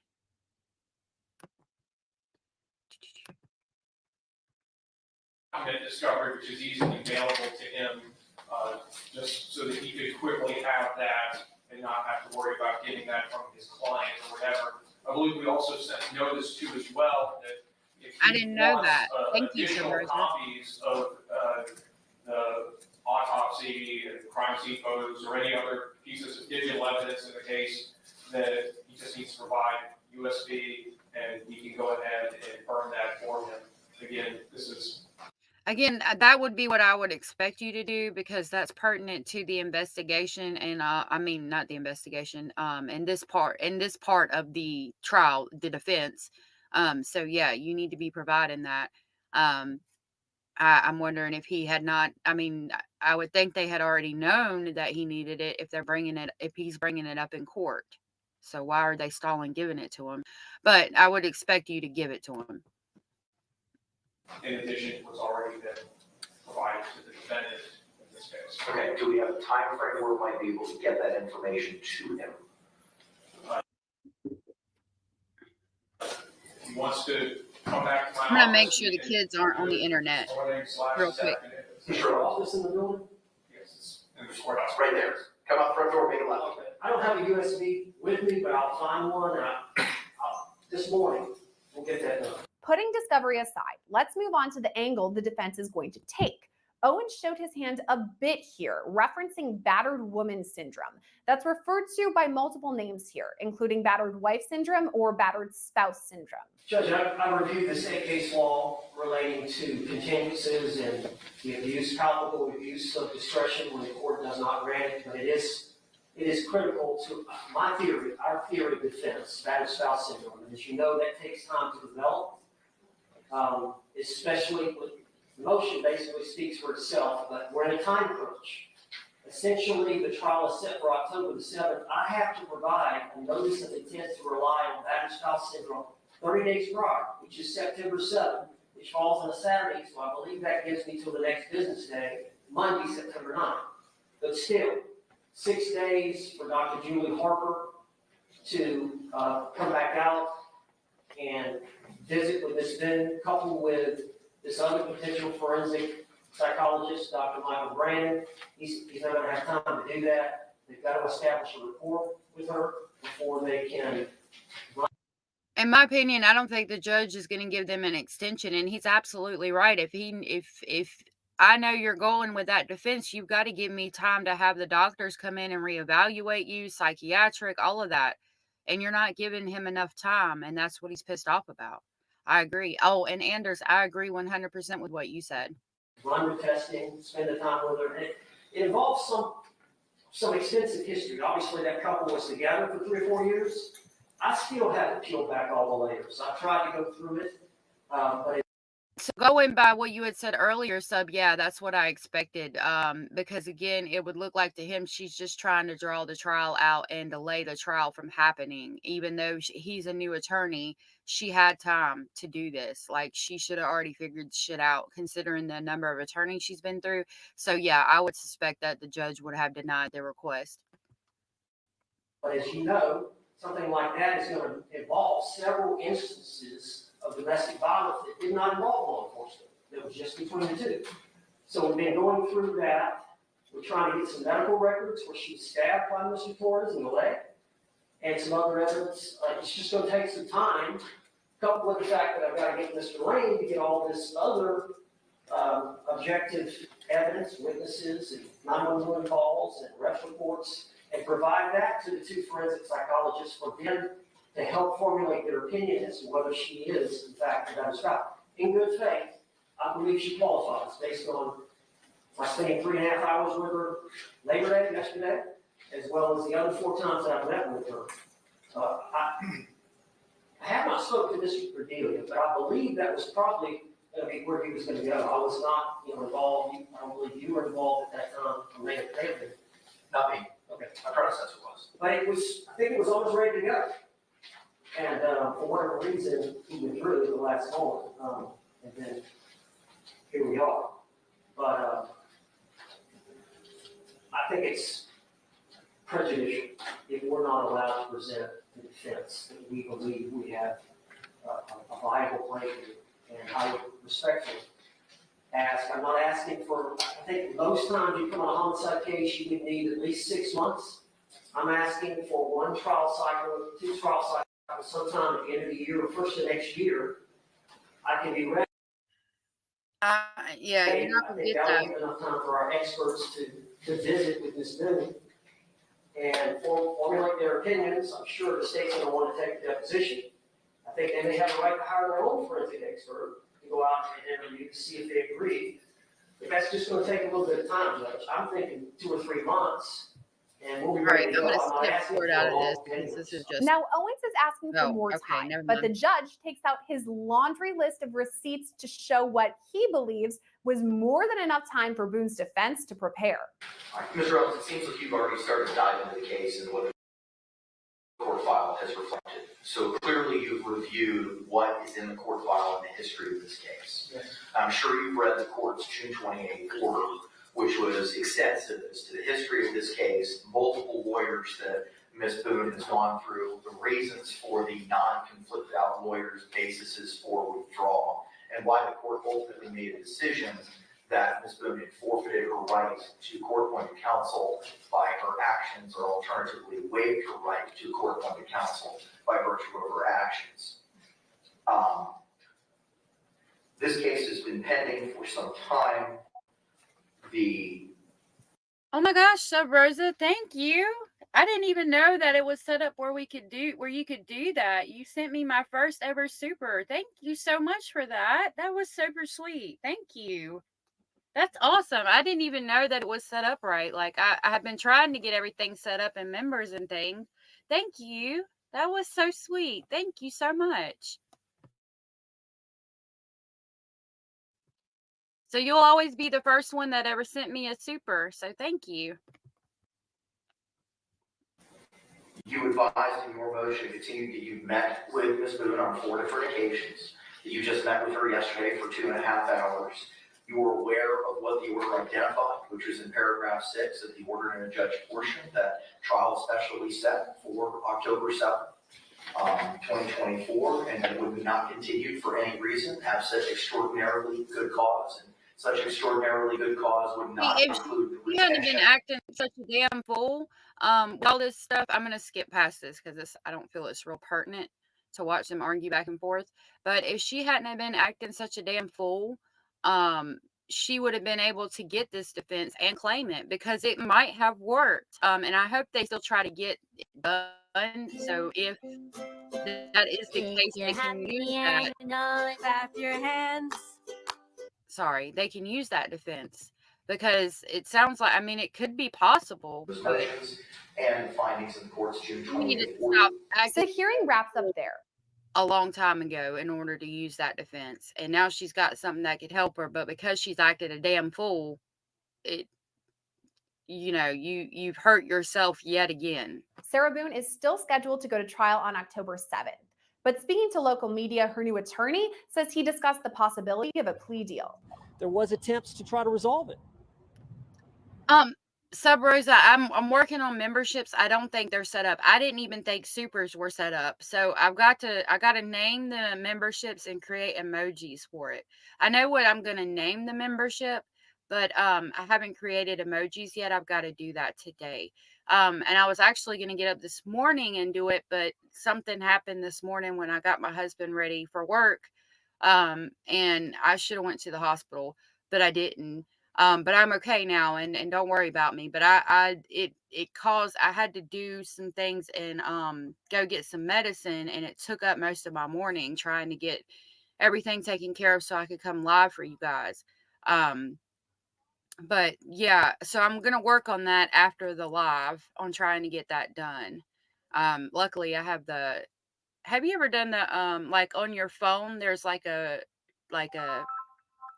virtual thing where you can see a doctor over your phone? I did that this morning and they were able to call me in a prescription, and so I'm doing better now. But it caused me waiting and trying to get all that done, caused me not to be able to get that done, but I'm working on it. Thank you.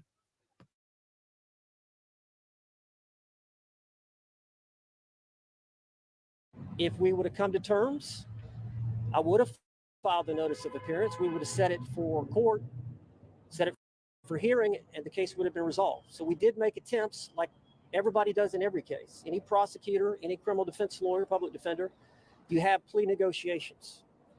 That's just part of it. So there were attempts to settle it. I was kind of like a mediator. It doesn't really sound like a plea deal is going to be agreed upon, at least for the near future. But if there's one thing we can be sure of in Sarah Boone's case, it's that nothing is for sure. Okay, that's all for Sidebar today, but make sure to subscribe to us. You know this case is one that Jesse Weber will continue to follow, and you can find all the latest updates by subscribing on Spotify, Apple Podcasts, or anywhere you listen. I'm Sierra Gillespie, and this has been Sidebar. Good afternoon, Holistic Glow. Nice to meet you again. I got her. And I think we got, I can probably do one more. Hold on just a minute. Okay. So we can listen to, we'll do this one from Court TV again. Sarah Boone takes the stand in motions hearing, and this is a recap. I think this is what, I got to check my email. I'll check my email, Jenny Jen. I think this is what I saw that was like the 8-hour live. So we'll watch this and I'll talk about it. This is again going to be Court TV. Please make sure you give them a like and subscribe. Sarah, I'll check email now. I fell asleep and I woke up and he was dead in the suitcase, so I don't know what happened. Sarah. That's my name. Don't wear it out. She's presumed innocent. She has a fundamental right to a fair trial. I fell asleep. I'm sorry that we keep hearing that audio. I know it's hard to hear.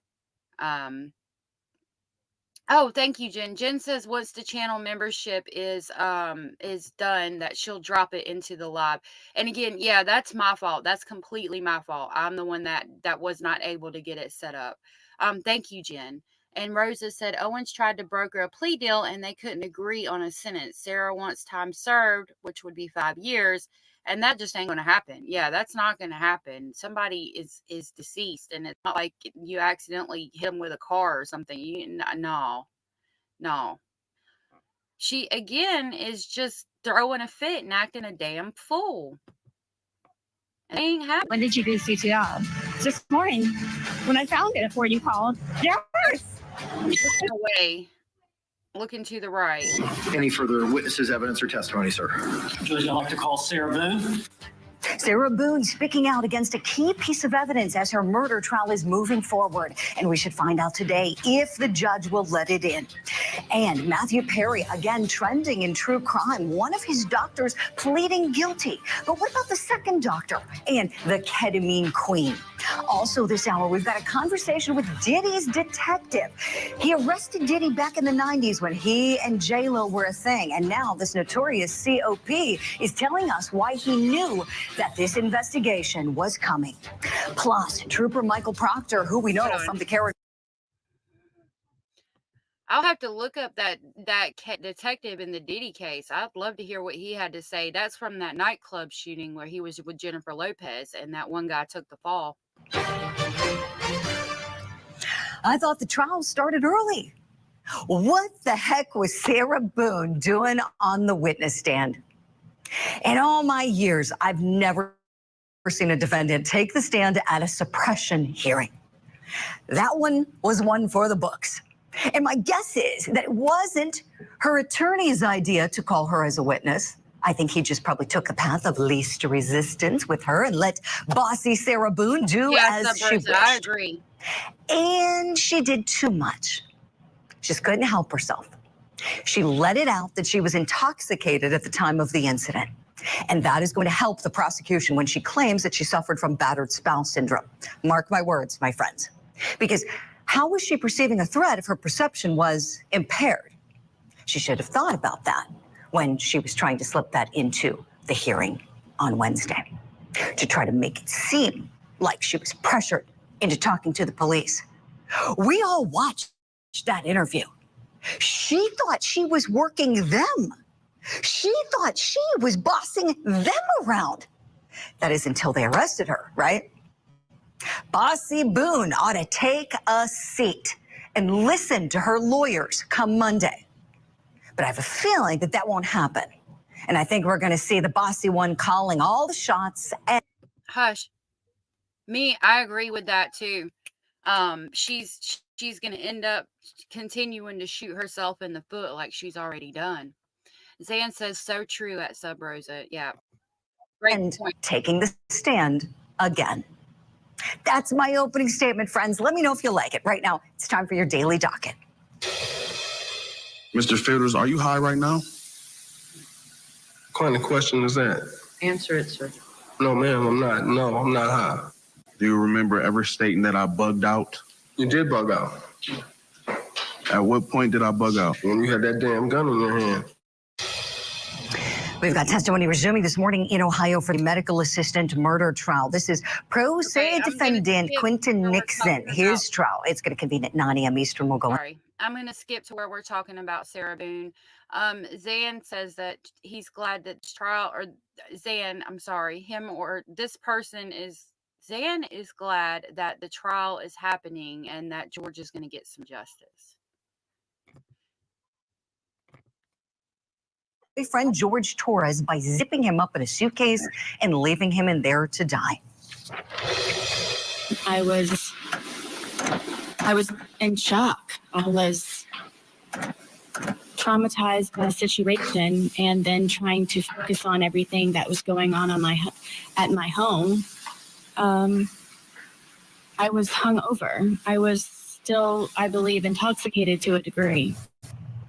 She and her new attorney, James Owens, want to get her 2-hour recorded interview suppressed. The defense is claiming that she was not correctly given her warnings pursuant to the famous case Miranda versus Arizona, and that she was coerced into the interrogation. Well, the judge has until the end of today to issue that ruling on whether the evidence will be suppressed. We'll let you know when we... I don't think that evidence is going to be suppressed at all. She's already pissed the judge off. He's not going to go out of his way to do her any favors. She's already acted a damn fool in his courtroom, and he's not going to have it. I don't think he's going to go out of his way to do a damn thing for her. That's my opinion. When we get that information. We also learned at the hearing on Wednesday that Boone is going to be makeup free during her trial after her motion to have professional hair and makeup done was denied. Jury selection begins on Monday. Mark your calendars, my friends. All right, so let's talk about these things. Let's talk about the... Girl, you better grab that pencil and run it under that water in that sink. Interrogation video, her taking the stand. No glam squad for Sarah Boone. Let's bring in our guest, criminal defense attorney and former prosecutor in Florida, by the way, Matthew Timpanic, and trial attorney Tad Thomas. Good morning to you, gentlemen. Matthew, let me start with you, please. Let's start with the Miranda warnings and this officer leaving off the end of what was on the card that this department apparently uses. We have a photo image of it. I want to show it to you as we're discussing this, Matthew, this image of the card that police department uses there in the Orlando area. And that last line, do you understand each of these rights? I've explained to you, having these rights in mind, do you wish to talk to us now? That was not said. Matt, does that mean that the whole interview gets tossed, or was she properly advised of her warnings pursuant to Miranda?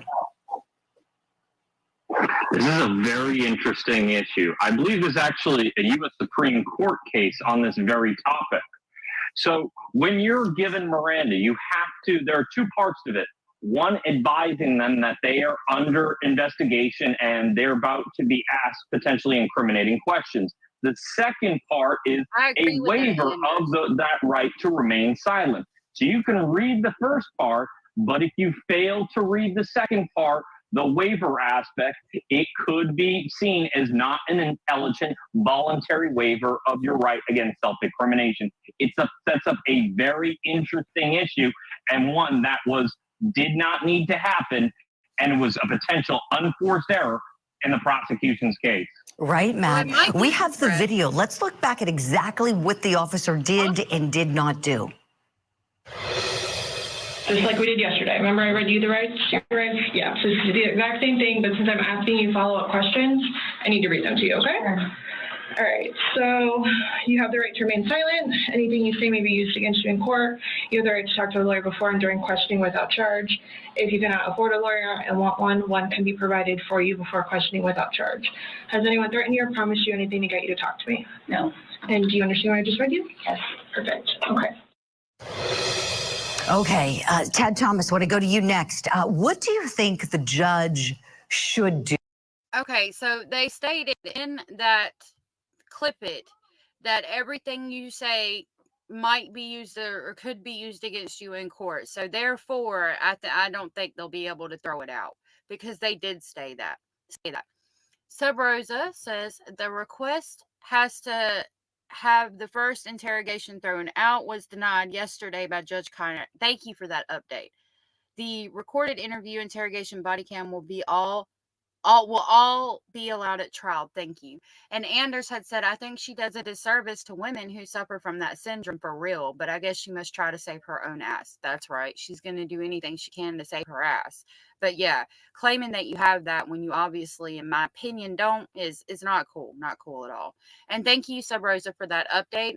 Yeah, I wasn't sure if it had got thrown out like this waiver was thrown out or not. Thank you for that.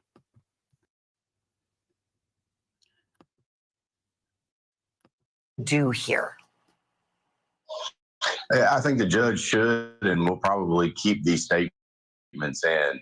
You know, the question is did she understand that she was going to be giving information to the prosecutors, to the detectives that could be used against her in a court of law? She clearly said that she understood that.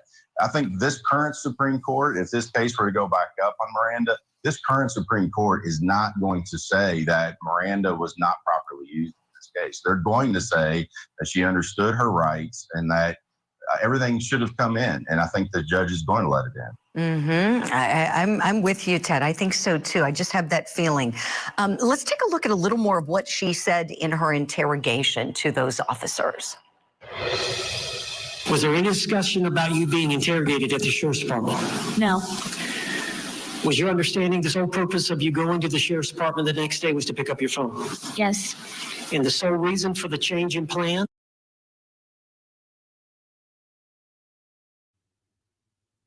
Sorry, my computer's being slow. Jenny, I just wanted to let you know that I did just open your email and it seems to be along the same lines as this. If it's not, let me know. Jenny said it did yesterday. So yeah, thank you guys for giving the update on that. And Judy, I saw it, like I said, I saw it. I think it's along the same lines as this, like a recap. But if I'm wrong, please let me know and we'll pull it up next. And thank you for sending me that email. I really appreciate that. Like, you have no idea. You're such a great mod. Thank you.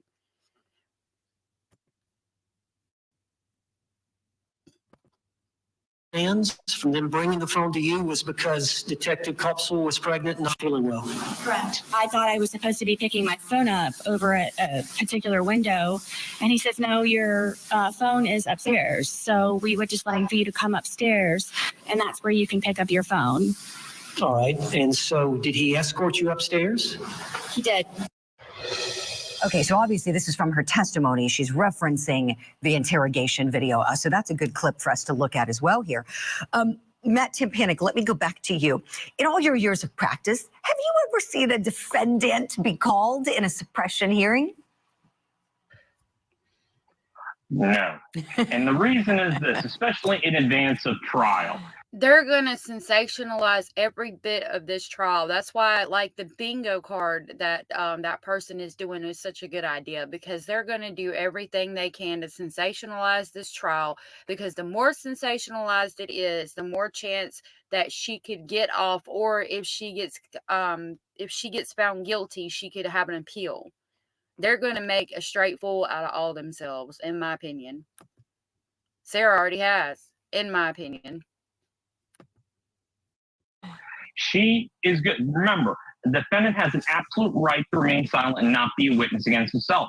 She has now given up that right. So at trial, an argument could be made that everything she said during that suppression hearing can come in as a statement against penal interest or a statement against an unavailable defendant on an 804 exception. The reasoning is that she has given up her right to remain silent. She's not going to testify again. And there's potential admissions, what she was saying, that she was intoxicated at the time. That would go forward for the prosecution's case.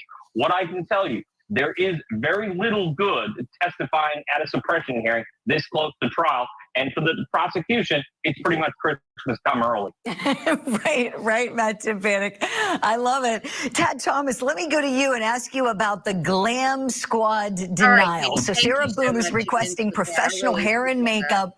It seemed like for a moment, maybe the judge was going to consider. Then, of course, we know the sheriff's department spoke up, prosecutors, about this being a security issue. It could be a security issue for an inmate to have that happen. And so, the request was denied.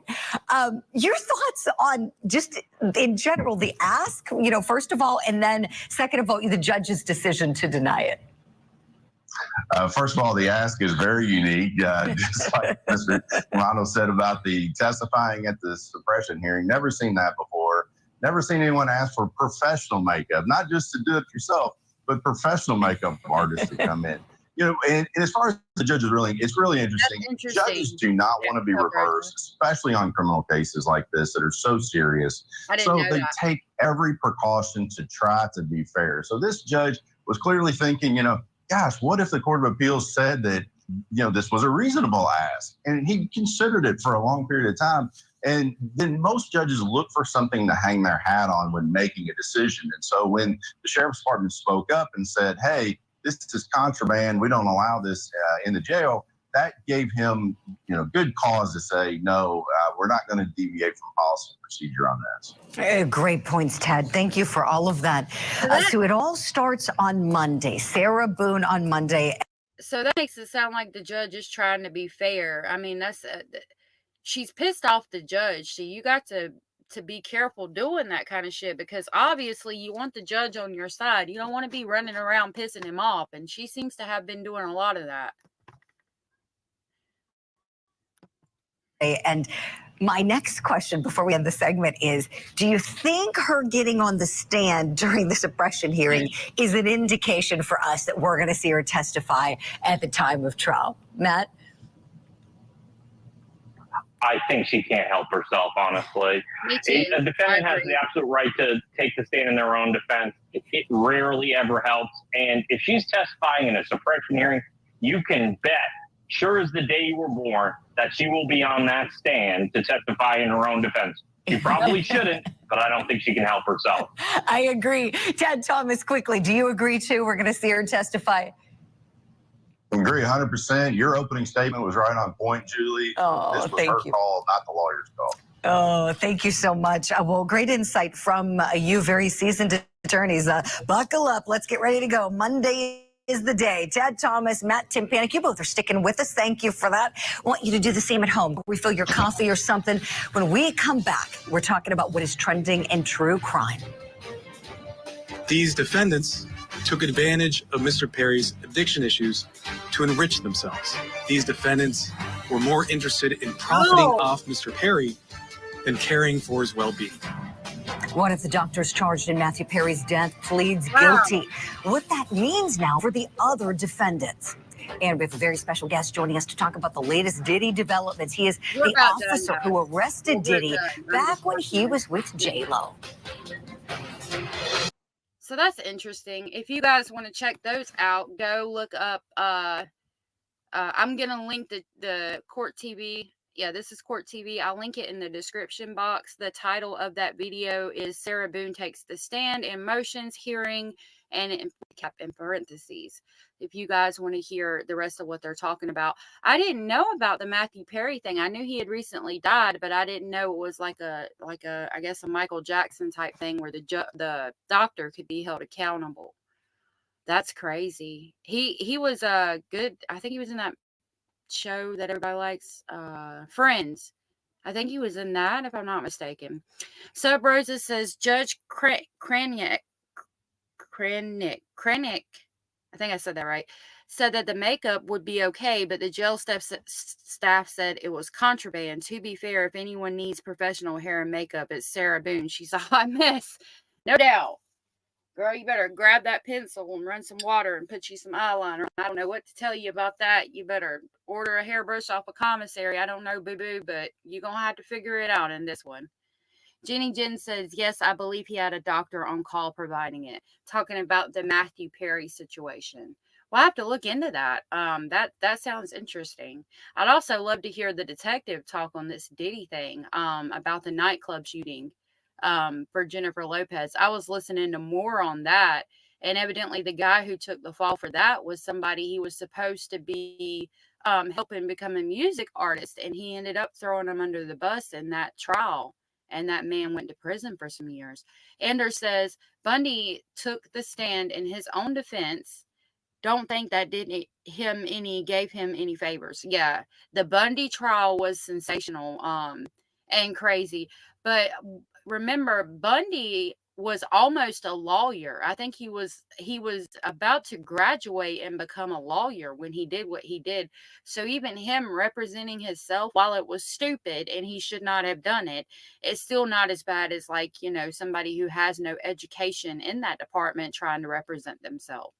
And I agree with the judge. She's had more than enough time to figure her shit out, get her attorneys with all of the ones that she's fired and all the things that she's done.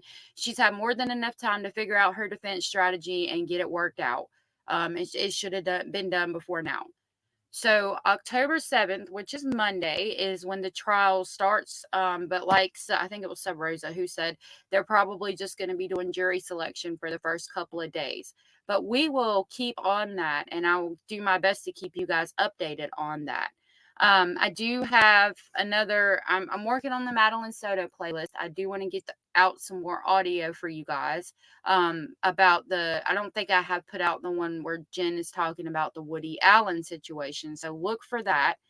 I will be live again tomorrow. I will be making memberships. And thank you for the super chat sticker. I appreciate that. Also, there are now commercial ads on my videos. If it's like a ridiculous amount, please let me know. I don't know how to regulate it. I said in the beginning of this stream, there's like a slow, medium, and fast for like how many ads are like, a little, a medium amount, and a lot. I don't know if it's like on a lot to where you'll get like a stupid amount of ads in my videos. If it is, somebody please let me know where I could change that. And I am working on the memberships. I've got to make the name and create emojis for that. So be on the lookout for that. Sub says, I prefer not to support Court TV by watching their content. They give scandalous people a platform to spread conspiracy theories, and they are causing division among the true crime community. Okay, well, you can watch them over here on my channel. I'll always give them credit, but feel free to join us here at the Speculating Family anytime to watch any of this stuff. Jen says, thank you everybody for being here, and I do want to thank you all again for being here. Sub Rosa said I didn't get any ads. Oh, thank you, Sub Rosa. Anders said, is Richard Allen's trial coming up this month? Actually, I think so, but I'm not positive on that. We'll have to look into it. Maybe I can make a community post and see in a little bit. Thank you again, everybody, for being here. Thank you, all my Speculating family members, and thank you, all of those that commented. I saw some new faces in here today. I really appreciate that. I will be live tomorrow. On the weekends, I try to go a little bit later at 11 o'clock my time so that everybody has time to get up and move. And I know we all like to sleep in a little bit on the weekends. So try to do it a little later. I don't know what I'm going live on tomorrow yet. I haven't even figured it out. I didn't think about going live on this till way late last night. So again, I'm going to work on getting some stuff out for you guys. And that's going to be it for me today. Thank you again, everybody, for being here. I hope to see you tomorrow. If you're watching the replay, check the description box for information, numbers to call for domestic violence, and information on where I got these videos from. I hope you all have a beautiful day. I hope it's the best day you've ever had in your whole entire life. And I will see you all tomorrow. Have a good day. Bye. Need time, just a little more time. I need time, just a little more time. One more time. I need time, just a little more time. I need time, just a little more time.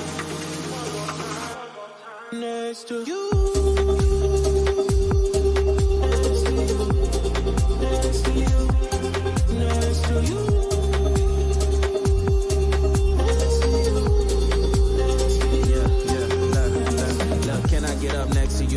In the middle of the night, texting you. Skies looking clear for the night, 7-2. Gotta mix a Henny with the Sprite, set the mood, set the mood, set the mood. Yeah, you're nice. You can have my heart, just name the price. Trying to get a grip, you became my vice. Need a piece of your love if you save the slice.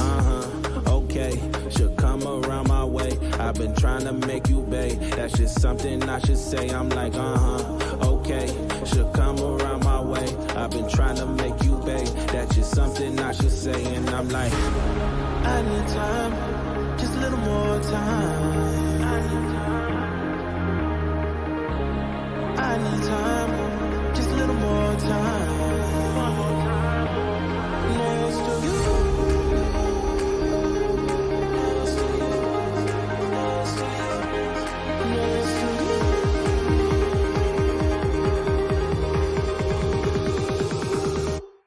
Next to you.